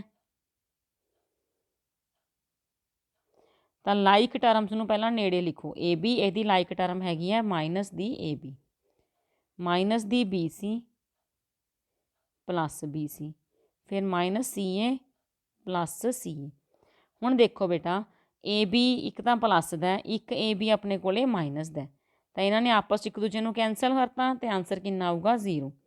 BC ਪਲੱਸ ਦਾ, BC ਹੀ ਮਾਈਨਸ ਦਾ, ਇੱਕ BC ਬੋਲਿਆ ਕਰੋ, ਠੀਕ ਹੈ। ਤਾਂ ਇੱਕ BC 'ਚੋਂ ਇੱਕ BC ਘਟਾਵਾਂਗੇ 0 ਹੀ ਆਨਸਰ ਆਊਗਾ। ਮਾਈਨਸ ਦਾ ਹੀ CA ਹੈ, ਪਲੱਸ ਦਾ ਵੀ CA ਹੈ, ਦੋਨੇ ਕੈਂਸਲ ਹੋ ਗਏ, ਸਾਰੀਆਂ ਜਿੰਨੀਆਂ ਟਰਮ ਸੀ ਕੈਂਸਲ ਹੋ ਗਈਆਂ ਅਤੇ ਆਨਸਰ ਕਿੰਨਾ ਆਊਗਾ ਜੀ 0। ਕਿਹੜੀ ਆਪਸ਼ਨ 'ਚ ਲਿਖਿਆ ਹੋਇਆ D ਆਪਸ਼ਨ 'ਚ। ਕਲੀਅਰ ਹੋ ਗਿਆ ਬੇਟਾ ਇਹ ਸਮ ਤੁਹਾਨੂੰ। ਦੇਖੋ ਹੁਣ ਅਗਲਾ ਕੁਐਸਚਨ, ਗੁਣਾਤਮਕ ਉਲਟ ਮਤਲਬ ਮਲਟੀਪਲੀਕੇਟਿਵ ਇਨਵਰਸ। ਹੁਣ 5 ਦੀ ਮਾਈਨਸ 3 ਹੈ, ਤਾਂ ਕਨਫਿਊਜ਼ ਨਾ ਹੋਵੋ, ਇਹਨੂੰ ਪਹਿਲਾਂ ਦੇਖ ਲਓ ਵੀ ਇਹਨੂੰ ਲਿਖ ਕੀ ਸਕਦੇ ਹਾਂ। ਇਹਨੂੰ ਆਪਾਂ 1/5 ਦੀ 3 ਲਿਖ ਸਕਦੇ ਹਾਂ ਵੀ ਜਦੋਂ ਆਧਾਰ ਆਪਾਂ ਉਲਟਾ ਕਰ ਦਈਏ ਤਾਂ ਘਾਤ ਕਾਹਦੀ ਹੋ ਜਾਂਦੀ ਹੈ ਪਲੱਸ ਦੀ। ਹੁਣ ਸੋਚ ਲਓ ਆਪਾਂ ਇਹਦਾ ਗੁਣਾਤਮਕ ਉਲਟਾ ਲਿਖਣਾ, ਗੁਣਾਤਮਕ ਉਲਟੇ ਦਾ ਮਤਲਬ 5 ਦੀ 3/1 ਲਿਖਣਾ। ਤਾਂ ਕਿ ਇਹਨਾਂ ਦੀ ਗੁਣਾ ਕਰੀਏ ਤੇ ਉੱਤਰ 1 ਆਵੇ। ਚਲੋ ਜ਼ਿਆਦਾ ਡੀਪ ਨਾ ਜਾਓ, ਸਿਰਫ ਇੰਨਾ ਕੀ ਯਾਦ ਰੱਖੋ ਕਿ 1/5 ਦੀ 3 ਨੂੰ ਉਲਟਾਉਣਾ ਹੈ ਤਾਂ 5 ਦੀ 3/1 ਆ ਗਿਆ। ਕਿਹੜੀ ਆਪਸ਼ਨ 'ਚ ਲਿਖਿਆ ਹੋਇਆ? ਬੀ ਆਪਸ਼ਨ 'ਚ। ਮਾਈਨਸ 'ਚ ਤੁਸੀਂ ਉਲਝ ਸਕਦੇ ਹੋ ਨਾ ਵੀ ਕਿਵੇਂ, ਜੇ ਉਲਟਾ ਲਿਖੀਏ ਤਾਂ ਉਹਦੇ ਵਿੱਚ ਰੂਲ ਲਗਾ ਲਿਆ ਕਰੋ ਵੀ a ਦੀ -m ਹੋਵੇ ਤਾਂ ਆਧਾਰ ਨੂੰ ਉਲਟਾ ਲਓ, ਘਾਤ ਪਲੱਸ ਦੀ ਹੋ ਜਾਂਦੀ ਹੈ। ਫਿਰ ਜਿਹੜੀ ਰਕਮ ਬਣ ਗਈ ਉਹਨੂੰ ਉਲਟਾ ਕਰ ਦਿਓ, ਮਲਟੀਪਲੀਕੇਟਿਵ ਇਨਵਰਸ ਆ ਜਾਏਗਾ। ਕਲੀਅਰ ਹੈ ਬੇਟਾ? ਨੈਕਸਟ ਕੁਐਸਚਨ ਦੇਖੋ। ਇਹਦਾ ਆਨਸਰ ਤੁਸੀਂ 1 ਹੀ ਲਗਾਉਣਾ ਹੈ, ਕਿਉਂਕਿ ਜੋ ਵੀ ਅੰਦਰ ਤੁਸੀਂ ਸੋਲਵ ਕਰੋਗੇ, ਉੱਪਰ ਤਾਂ ਘਾਤ 0 ਹੈ ਨਾ, ਤਾਂ ਜਦੋਂ ਕਿਸੇ ਵੀ ਰਕਮ ਦੀ ਘਾਤ ਜਿਹੜੀ ਹੈ, ਸੰਖਿਆ ਦੀ ਘਾਤ 0 ਹੁੰਦੀ ਹੈ ਤਾਂ ਉਹਦਾ ਆਨਸਰ ਕਿੰਨਾ ਹੁੰਦਾ ਹੈ? 1। ਤੇ ਜੇ ਸੋਲਵ ਕਰਨਾ ਵੀ ਚਾਹੋ ਤਾਂ 3 ਦਾ ਸਕੁਅਰ ਕਿੰਨਾ ਹੋ ਗਿਆ ਜੀ? 9। 2 ਦੀ ਘਾਤ 3 ਹੈ ਤਾਂ ਉਹਦਾ ਘਣ, 2 ਦਾ ਕਿਊਬ, 2 ਦੂਣੀ 4 ਦੂਣੀ 8। ਇਹਦੀ ਘਾਤ ਕਿੰਨੀ ਦਿੱਤੀ ਹੋਈ ਹੈ? 0। 9 ਦੇ ਵਿੱਚ 8 ਜੋੜਾਂਗੇ 17। 17 ਦੀ ਘਾਤ 0 ਤਾਂ ਵੀ ਆਨਸਰ ਕਿੰਨਾ ਆਊਗਾ? 1, ਕਿਉਂਕਿ ਕਿਸੇ ਸੰਖਿਆ ਦੇ ਉੱਪਰ ਜਦੋਂ ਘਾਤ 0 ਆਉਂਦੀ ਹੈ ਤਾਂ ਉਹਦਾ ਆਨਸਰ ਕਿੰਨਾ ਆਉਂਦਾ ਜੀ? 1। ਅਗਲਾ ਕੁਐਸਚਨ ਘਾਤਾਂ ਵਾਲੇ ਤੁਹਾਡੇ ਉਹਦੇ 'ਚੋਂ ਹੈ। ਦੇਖੋ 3 ਦੀ ਘਾਤ ਕਿੰਨੀ ਹੈ? -4 ਗੁਣਾ 3 ਦੀ ਘਾਤ ਕਿੰਨੀ ਹੈ? -3। ਇਹਨੂੰ ਸੋਲਵ ਕਰਨ ਲਈ ਕਿਹਾ। ਆਧਾਰ ਕੀ ਨੇ ਜੀ? ਬਰਾਬਰ। ਵਿਚਾਲੇ ਗੁਣਾ ਦੀ ਨਿਸ਼ਾਨੀ ਹੈ ਤਾਂ ਘਾਤਾਂ ਕੀ ਹੋ ਜਾਣਗੀਆਂ ਬੇਟਾ ਜੀ? ਪਲੱਸ। ਮੈਂ ਪਲੱਸ ਦੀ ਨਿਸ਼ਾਨੀ ਪਾਈ ਹੈ, ਘਾਤਾਂ ਜਿਹੜੀ ਮਰਜ਼ੀ ਨਿਸ਼ਾਨੀ ਛੋੜੋ ਨਾਲ ਉੱਦਾਂ ਹੀ ਰੱਖਣੀਆਂ ਨੇ। ਹੁਣ ਮਾਈਨਸ ਦਾ ਹੀ 4 ਹੈ ਬੇਟਾ, ਮਾਈਨਸ ਦਾ ਹੀ 3 ਹੈ ਤਾਂ 3 ਦੀ ਘਾਤ ਕਿੰਨੀ ਹੋ ਗਈ? ਮਾਈਨਸ ਦੀ 7। ਕਿਹੜੇ 'ਚ ਲਿਖਿਆ ਹੋਇਆ? ਸੀ ਆਪਸ਼ਨ 'ਚ, ਕਿਉਂਕਿ ਮਾਈਨਸ ਦਾ 4 ਮਾਈਨਸ ਦਾ 3 ਹੋਣਾ ਤਾਂ ਪਲੱਸ ਹੈ, ਨਿਸ਼ਾਨੀ ਵੱਡੇ ਅੱਖਰ ਦੀ ਰਹਿਣੀ ਹੈ। ਕਲੀਅਰ ਹੋ ਗਿਆ ਬੇਟਾ ਇਹ ਕੁਐਸਚਨ? ਨੈਕਸਟ ਦੇਖੋ। ਮਿਆਰੀ ਰੂਪ ਦਾ ਮਤਲਬ ਕੀ ਹੁੰਦਾ ਬੱਚੇ? Standard farm. ਸਟੈਂਡਰਡ ਫਾਰਮ ਲਿਖਣੀ ਹੈ। ਸਟੈਂਡਰਡ ਫਾਰਮ ਕਿਹੜੀ ਹੁੰਦੀ ਹੈ? ਜਦੋਂ ਜਿਹੜਾ ਡਿਜਿਟ ਹੈ ਬੇਟਾ ਉਹ ਇੱਕ ਜਿਹੜੀ ਹੈ ਨੂਮੈਰੀਕਲ ਵੈਲਿਊ ਦੇ ਪਿੱਛੇ ਹੋਵੇ, ਇੱਕ ਸੰਖਿਆ ਦੇ ਪਿੱਛੇ ਹੋਵੇ, ਗਿਣਤੀ ਦੇ ਅੰਕ ਦੇ ਪਿੱਛੇ ਹੋਵੇ, 0 ਦੇ ਨਹੀਂ, ਜੋ 1 ਤੋਂ ਬਾਅਦ ਪ੍ਰਾਕਿਰਤਿਕ ਸੰਖਿਆ, ਠੀਕ ਹੈ, 1 2 3 ਇੱਦਾਂ ਪ੍ਰਾਕਿਰਤਿਕ ਸੰਖਿਆਵਾਂ ਦੇ ਪਿੱਛੇ ਡੈਸੀਮਲ ਲੈ ਕੇ ਜਾਣਾ। ਤਾਂ 0.00035 ਹੈ ਤਾਂ ਪਹਿਲਾ ਗਿਣਤੀ ਦਾ ਅੰਕ ਕਿਹੜਾ ਦਿਖ ਰਿਹਾ ਹੈ? 3। ਤਾਂ ਇਹਦੇ ਪਿੱਛੇ ਆਪਾਂ ਆਪਣਾ ਡੈਸੀਮਲ ਲੈ ਜਾਵਾਂਗੇ ਤਾਂ ਜੋ ਬਾਕੀ ਗਿਣਤੀ ਦੇ ਅੱਖਰ ਨੇ ਉਹ ਸਾਰੇ ਲਿਖਣੇ ਨੇ। ਗੁਣਾ 10 ਦੀ ਪਾਵਰ ਪਾਉਣੀ ਹੈ, ਮਤਲਬ ਆਪਾਂ ਆਪਣੇ ਡੈਸੀਮਲ ਨੂੰ ਇੱਥੋਂ ਚੱਕ ਕੇ ਇੱਥੇ ਲੈ ਕੇ ਗਏ ਹਾਂ। ਕਿੰਨੇ ਡਿਜਿਟ ਆਪਾਂ ਟੱਪ ਗਏ? 1 2 3 4 ਤਾਂ ਇਹਦੀ ਪਾਵਰ ਕਿੰਨੀ ਆਊਗੀ? -4। ਇਹਦੇ ਵਿੱਚ ਕਨਫਿਊਜ਼ ਹੋਣ ਦੀ ਲੋੜ ਨਹੀਂ ਬੇਟਾ। ਜਦੋਂ ਆਪਾਂ ਅੱਗੇ ਵੱਲ ਸੱਜੇ ਵੱਲ ਜਾ ਰਹੇ ਹਾਂ ਤਾਂ ਘਾਤ ਜਿਹੜੀ ਆ ਉਹ ਨੈਗੇਟਿਵ 'ਚ ਪਾਉਣੀ ਹੈ, ਜਦੋਂ ਆਪਾਂ ਬੈਕ ਆ ਰਹੇ ਹਾਂ ਤਾਂ ਘਾਤ ਆਪਾਂ ਪੋਜ਼ੀਟਿਵ 'ਚ ਪਾਉਣੀ ਹੈ। ਚਲੋ ਹੁਣ ਤੁਹਾਨੂੰ ਇਹਦਾ ਮੈਂ ਉਲਟਾ ਵੀ ਕਰਕੇ ਦਿਖਾ ਦਿੰਦੀ ਹਾਂ। ਆਪਾਂ ਲਿਖਿਆ 3.5 ਗੁਣਾ 10 ਦੀ ਪਾਵਰ 4। ਤੁਸੀਂ ਕਹੋਗੇ ਪਤਾ ਨਹੀਂ ਇਹ ਰਕਮ ਬਣੂਗੀ ਨਹੀਂ ਬਣੂਗੀ, ਮੈਂ ਤੁਹਾਨੂੰ ਬਣਾ ਕੇ ਦਿਖਾਉਣੀ ਆ। 35/10 ਆ ਗਿਆ ਇਹਦਾ ਆਨਸਰ। ਇੱਥੇ ਆਪਾਂ 1/10 ਦੀ ਪਾਵਰ 4 ਲਿਖਾਂਗੇ ਕਿਉਂਕਿ ਆਧਾਰ ਨੂੰ ਉਲਟਾ ਲਓ, ਘਾਤ ਕਾਹਦੀ ਹੋ ਗਈ? ਪਲੱਸ ਦੀ। ਇਹ ਤੁਸੀਂ ਕਰਨਾ ਨਹੀਂ ਹੈ, ਇਹ ਮੈਂ ਤੁਹਾਨੂੰ ਸਿਰਫ ਦੱਸ ਰਹੀ ਹਾਂ ਵੀ ਹਾਂ ਬੇਟਾ ਇਹ ਇੱਦਾਂ ਸੋਲਵ ਹੁੰਦਾ। ਇਹ 4 ਜ਼ੀਰੋਆਂ ਨੇ, ਇਹਦੇ ਕੋਲ 1 ਜ਼ੀਰੋ ਨੇ, ਮੈਂ ਇਕੱਠੀਆਂ 5 ਜ਼ੀਰੋਆਂ ਪਾ ਲਈਆਂ। ਬਟੇ ਦੇ ਵਿੱਚ ਜਦੋਂ 5 ਜ਼ੀਰੋਆਂ ਨੇ ਤਾਂ ਮੈਂ ਡੈਸੀਮਲ ਵੀ 5 ਅੱਖਰਾਂ ਤੋਂ ਬਾਅਦ ਲਗਾਉਂਗੀ। 1 2 3 4 5 ਤਾਂ ਇੱਥੇ ਡੈਸੀਮਲ ਲਗਾਉਂਗੀ। ਦੇਖੋ ਆਹ ਵਾਲੀ ਰਕਮ ਅਤੇ ਗਿਵਨ ਜਿਹੜੀ ਆ ਉਹ ਸੇਮ ਨੇ ਨਾ। ਤਾਂ ਬੱਚੇ ਤਰੀਕਾ ਯਾਦ ਰੱਖਣਾ, ਜਦੋਂ ਵੀ ਸਟੈਂਡਰਡ ਫਾਰਮ ਬੋਲੀ ਹੈ ਤਾਂ ਡਿਜਿਟ ਦੇ ਪਹਿਲੇ ਡਿਜਿਟ ਜਿਹੜਾ ਤੁਹਾਨੂੰ ਦਿਖ ਰਿਹਾ ਗਿਣਤੀ ਦਾ ਅੰਕ, ਉਹਦੇ ਪਿੱਛੇ ਡੈਸੀਮਲ ਲੈ ਜਾਓ। ਜੋ ਗਿਣਤੀ ਦੇ ਅੰਕ ਹੋਰ ਦਿਖਦੇ ਨੇ ਉੱਥੇ ਤੱਕ ਲਿਖੋ।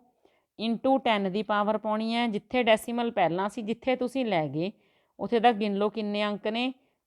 ਰਾਈਟ ਸਾਈਡ 'ਤੇ ਗਏ ਹੋ ਤਾਂ ਨੈਗੇਟਿਵ ਪਾਵਰ ਪਾ ਦਿਓ, ਲੈਫਟ ਸਾਈਡ 'ਤੇ ਆਏ ਹੋ ਤਾਂ ਪੋਜ਼ੀਟਿਵ ਪਾਵਰ ਪਾ ਦਿਓ। ਠੀਕ ਹੈ ਜੀ। ਅਗਲਾ ਦੇਖੋ, ਇਸੇ ਦਾ ਹੀ ਉਲਟਾ ਦੇਖੋ। ਇਹਦਾ ਸਧਾਰਨ ਰੂਪ ਸਿੰਪਲ ਫਾਰਮ 'ਚ ਲਿਖਣਾ ਇਹਨੂੰ ਆਪਾਂ 1.6 ਅਤੇ ਇਹਨੂੰ ਮੈਂ 16/10 ਲਿਖ ਲਾਂ।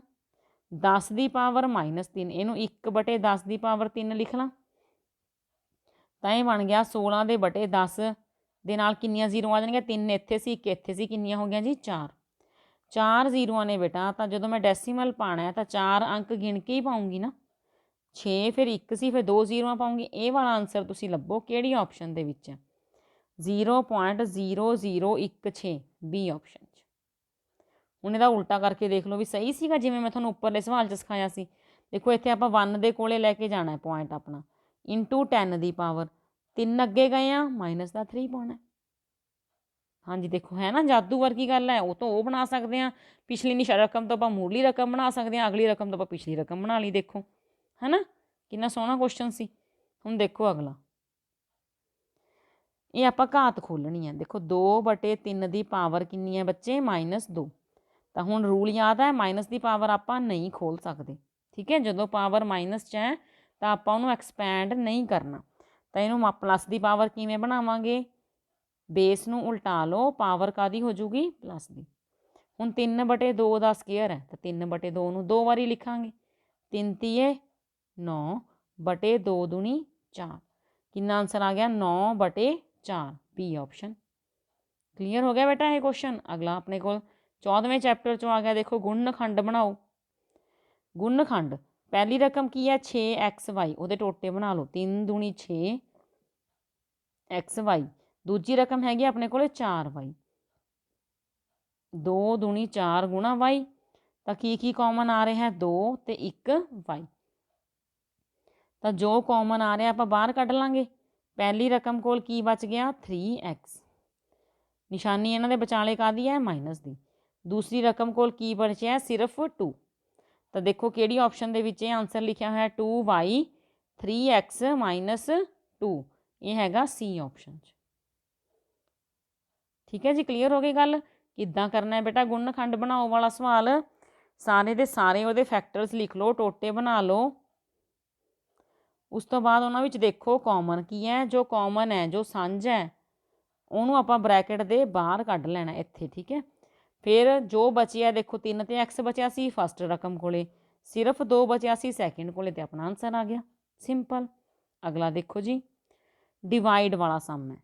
66 पी है, 2 वारी क्यू है, 3 वारी आर है।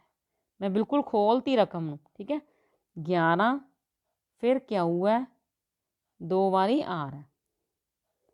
तो जी टर्म कट रही है कटा लो। देखो 11 के भाड़े तो 66 कट गया, 6 आंसर आ गया। क्यू नाल एक क्यू कट गया, आर नाल आर कट गई, नैक्सट आर ना कट गई। तो देखो उपर अपने को की बचे, एक तो 6 है, एक पी है, एक क्यू है, एक आर है। हुण ध्यान दिओ रकम च किते नैगेटिव तो नहीं सीगा, नो। तो अपना आंसर कितना आ गया 6PQR। किहड़ी ऑप्शन च है, फस्ट ऑप्शन। सौखा ही सीगा ना, खोल के एक्सपैंड करके लिख लो तो कटा लो। हाँ जी, नैक्सट देखांगे आपां। इहदे विच है गुणनखंड बनाओ, हैगा तो यह गुणनखंड बनाओ है, पर इत्थे आइडेंटिटी लगूगी। 49x की स्केयर है तो यह 7x की स्केयर लिख सकते हैं होल स्केयर। 36 है उन्होंने आप 6 की होल स्केयर लिख सकते हैं। तो किहड़ा फार्मूला बन रहा है, ए स्केयर माइनस बी स्केयर। तो पहले च आऊगा 7x - 6, पहली ब्रैकेट दे विच, दूजी ब्रैकेट च आऊगा 7x + 6, क्योंकि ए स्केयर माइनस बी स्केयर किवें खुलदा हुंदा है, ए माइनस बी ए प्लस बी।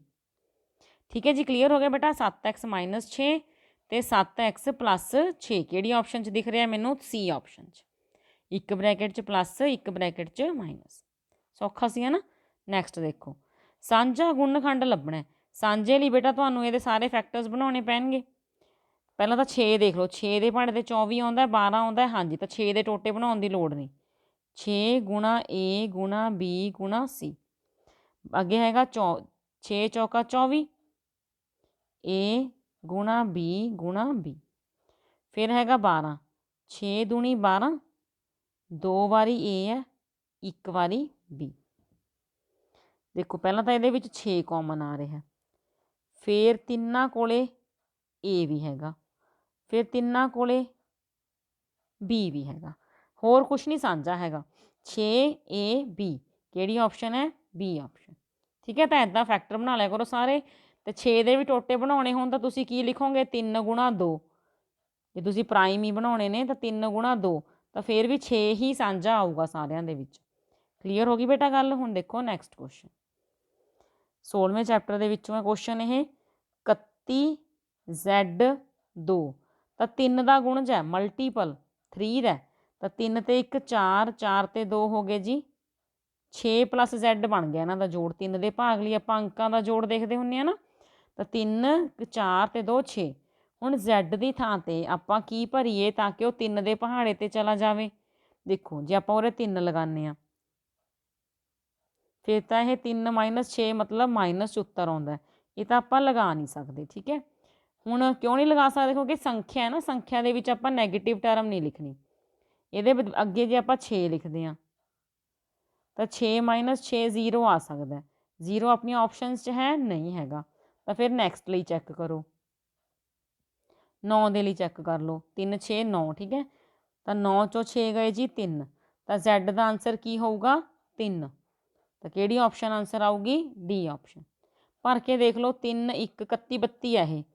3 ਤੇ 1 4, 4 ਤੇ 3 7, 7 ਤੇ 2 9। ਹਾਂਜੀ, ਅੰਕਾਂ ਦਾ ਜੋੜ ਬਣ ਗਿਆ 9, ਤਾਂ ਸੰਖਿਆ 3 ਤੇ ਜਾਊਗੀ। ਕਲੀਅਰ ਹੋ ਗਿਆ ਜੀ? ਹਾਂਜੀ, ਦੇਖੋ ਬੇਟਾ ਹੁਣ ਹੈਗਾ ਆਪਣੇ ਕੋਲੇ ਅਗਲਾ ਕੁਐਸਚਨ। A ਦਾ ਮੁੱਲ ਪਤਾ ਕਰੋ। ਇਹਦੇ ਵਿੱਚ ਕੀ ਹੈ? ਗੁਣਾ ਦੀ ਨਿਸ਼ਾਨੀ ਹੈ। ਠੀਕ ਹੈ, ਜੇ ਇੱਥੇ ਆਪਣੇ ਕੋਲ 2 ਗੁਣਾ ਕਰਦੇ ਹਾਂ 2 ਰਕਮਾਂ ਨੂੰ 2 ਰਕਮਾਂ ਨਾਲ, ਤਾਂ 2 ਲਾਈਨਾਂ ਹੁੰਦੀਆਂ ਨੇ, ਇੱਕ ਕਾਟੀ ਵਾਲੀ ਲਾਈਨ ਹੁੰਦੀ ਹੈ, ਇੱਕ ਆਨਸਰ ਹੁੰਦਾ। ਇਹਨੇ ਸਿਰਫ ਆਪਾਂ ਨੂੰ ਆਨਸਰ ਦੇਤਾ। ਇਟ ਮੀਨਸ ਇਹ ਪੂਰਾ ਸੋਲਵ ਕਰਨ ਨੂੰ ਤਾਂ ਕਹਿ ਨਹੀਂ ਰਿਹਾ, ਸਿਰਫ A ਦਾ ਹੀ ਮੁੱਲ ਕੱਢਣਾ। ਤਾਂ ਇਹਨੂੰ ਤੁਸੀਂ ਆਪਸ਼ਨਾਂ ਦੇ ਵਿੱਚੋਂ ਹੀ ਚੂਜ਼ ਕਰਨ ਦੀ ਕੋਸ਼ਿਸ਼ ਕਰੋ। ਤਾਂ ਪਹਿਲੀ ਆਪਸ਼ਨ ਹੈਗੀ ਹੈ 0। ਤੁਸੀਂ ਇੱਥੇ 0 ਭਰੋ A ਦੀ ਥਾਂ 'ਤੇ। ਤਾਂ ਕੀ 3 ਨੂੰ 0 ਨਾਲ ਗੁਣਾ ਕਰਕੇ 0 ਆਉਂਦਾ? ਹਾਂਜੀ, ਤਾਂ ਇਹ A ਤੇ A ਵਾਲੀ A ਆਪਣੇ ਕੋਲੇ ਬਰਾਬਰ ਆਉਂਦੀ ਹੈ। ਤਾਂ ਕੀ ਅਗਲੇ 1 ਨਾਲ ਬਰਾਬਰ ਆਉਂਦਾ? ਚੈੱਕ ਕਰੋ। 1 3, ਤਾਂ 3 ਏਕਮ 3, ਨਹੀਂ ਇਹਦੇ ਨਾਲ ਬਰਾਬਰ ਨਹੀਂ ਆਇਆ। A ਵਾਲਾ ਅੱਖਰ ਤੇ A ਵਾਲਾ ਅੱਖਰ ਦੋਨੋਂ ਸੇਮ ਹੋਣੇ ਚਾਹੀਦੇ ਆ। ਨੈਕਸਟ ਦੇਖੋ ਜੀ, 2 ਨਾਲ, ਤਾਂ 3 ਦੂਣੀ 6, ਤਾਂ ਇੱਥੇ ਦੋਨੋਂ ਅੱਖਰ ਬਰਾਬਰ ਨਹੀਂ ਆਏ। 4 4 ਤੀਏ 12, ਤਾਂ ਹਾਸਲ ਜਾਏਗਾ, ਇਹ ਵੀ ਬਰਾਬਰ ਨਹੀਂ ਆਏ। ਤਾਂ ਕਿਹੜੀ ਆਪਸ਼ਨ ਜਿਹੜੀ ਹੈ ਉਹਦੇ ਨਾਲ ਇਹ ਦੋਨੋਂ ਜਿਹੜੇ ਇਹ ਵੈਲਿਊਜ਼ ਨੇ ਬਰਾਬਰ ਆ ਰਹੀਆਂ ਨੇ ਸਿਰਫ 0 ਨਾਲ, ਤਾਂ ਇਹਦਾ ਆਨਸਰ ਆਊਗਾ 0। ਅਗਲਾ ਦੇਖੋ ਜੀ, ਹੇਠਾਂ ਦਿੱਤੀਆਂ ਸੰਖਿਆਵਾਂ ਵਿੱਚੋਂ ਕਿਹੜੀ ਸੰਖਿਆ ਇਸ ਸੰਖਿਆ ਨੂੰ ਭਾਗ ਕਰੇਗੀ? ਦੇਖੋ ਸੰਖਿਆ ਬਹੁਤ ਵੱਡੀ ਹੈ, ਆਪਾਂ ਚੈੱਕ ਕਰਨਾ ਵੀ ਇਹਨੂੰ ਕਿਹੜੀ ਸੰਖਿਆ ਭਾਗ ਕਰੂਗੀ। ਤਾਂ ਇਹਦਾ ਯੂਨਿਟ ਡਿਜਿਟ ਦੇਖੋ ਕਿੰਨਾ? 1। 1 ਜਿਹੜਾ ਯੂਨਿਟ ਡਿਜਿਟ ਹੈ ਉਹ ਟਾਂਕ ਹੈ, ਔਡ ਹੈ। ਤਾਂ 6 ਜਿਹੜਾ ਹੈ ਜੇ ਇੱਥੇ ਤਾਂ ਡਿਵਾਈਡ ਕਰਦਾ ਹੁੰਦਾ 6 ਕਿਸੇ ਸੰਖਿਆ ਨੂੰ, ਜੇ ਉਹ ਸੰਖਿਆ 2 ਦੇ ਪਹਾੜੇ 'ਤੇ ਵੀ ਆਵੇ ਅਤੇ 3 ਦੇ ਪਹਾੜੇ 'ਤੇ ਵੀ ਆਵੇ। ਤਾਂ ਜਿਹਦੇ ਪਿੱਛੇ ਬੇਟਾ ਟਾਂਕ ਸੰਖਿਆ ਉਹ 2 ਦੇ ਪਹਾੜੇ 'ਤੇ ਤਾਂ ਆ ਨਹੀਂ ਸਕਦੀ। ਇਟ ਮੀਨਸ ਪੂਰੀ ਦੀ ਪੂਰੀ ਸੰਖਿਆ 6 ਦੇ ਪਹਾੜੇ 'ਤੇ ਨਹੀਂ ਆ ਸਕਦੀ। ਯੂਨਿਟ ਡਿਜਿਟ 1 ਹੈ ਤਾਂ ਉਹ 4 ਦੇ ਪਹਾੜੇ 'ਤੇ ਵੀ ਨਹੀਂ ਆਊਗਾ। ਵੈਸੇ ਵੀ ਪਿਛਲੇ 2 ਅੱਖਰ ਦੇਖੋ 21 ਹੈ ਤਾਂ ਉਹ 4 ਦੇ ਪਹਾੜੇ 'ਤੇ ਆਉਂਦੇ ਨਹੀਂ। ਤਾਂ ਆਪਾਂ ਕਿਹਦੇ ਲਈ ਚੈੱਕ ਕਰਨਾ ਰਹਿ ਗਿਆ? 9 ਲਈ। ਤਾਂ 9 ਦੇ ਲਈ ਚੈੱਕ ਕਰਨ ਵਾਸਤੇ ਇਹ ਸਾਰੇ ਅੰਕਾਂ ਦਾ ਆਪਾਂ ਜੋੜ ਕਰਨਾ ਹੁੰਦਾ। 4 3 2 1। ਤਾਂ ਜੋੜ ਕਰਨ ਦਾ ਢੰਗ ਦੇਖੋ, 9 ਤੇ 1 10, 8 ਤੇ 2 10, 7 ਤੇ 3 10, 6 ਤੇ 4 10, ਕਿੰਨੇ ਹੋ ਗਏ? 40। ਆਹ ਵਾਲਾ 5 ਜੋੜਾਂਗੇ 45। ਠੀਕ ਹੈ, ਤਾਂ ਕਿੰਨਾ ਜੋੜ ਆ ਰਿਹਾ ਅੰਕਾਂ ਦਾ? 45। ਤਾਂ 9 ਦੇ ਪਹਾੜੇ 'ਤੇ 45 ਆਉਂਦਾ? ਯੈਸ। ਤਾਂ ਇਹ ਸੰਖਿਆ ਕਿਹੜੇ ਪਹਾੜੇ 'ਤੇ ਕਿਹੜੇ ਅੱਖਰ 'ਤੇ ਜਾਊਗੀ? ਹੀ ਜਾਊਗੀ 9 ਨਾਲ। ਨੈਕਸਟ ਦੇਖੋ 99 ਦਾ ਸਕੇਅਰ ਹੈ, ਕਹਿੰਦੇ ਇਹਨੂੰ ਕਿੱਦਾਂ ਲਿਖ ਸਕਦੇ ਹਾਂ? ਤਾਂ 99 ਬੇਟਾ ਇਹ 100 ਦੇ ਵਿੱਚੋਂ 1 ਘਟਾ ਕੇ 99 ਬਣਦਾ। ਉੱਪਰ ਸਕੇਅਰ ਹੈ ਤਾਂ ਆਪਣੀ ਰਕਮ 'ਤੇ ਵੀ ਸਕੇਅਰ ਹੋਊਗਾ, ਪਰ ਕਿਸੇ ਆਪਸ਼ਨ 'ਚ ਲਿਖਿਆ ਨਹੀਂ ਦਿਖ ਰਿਹਾ।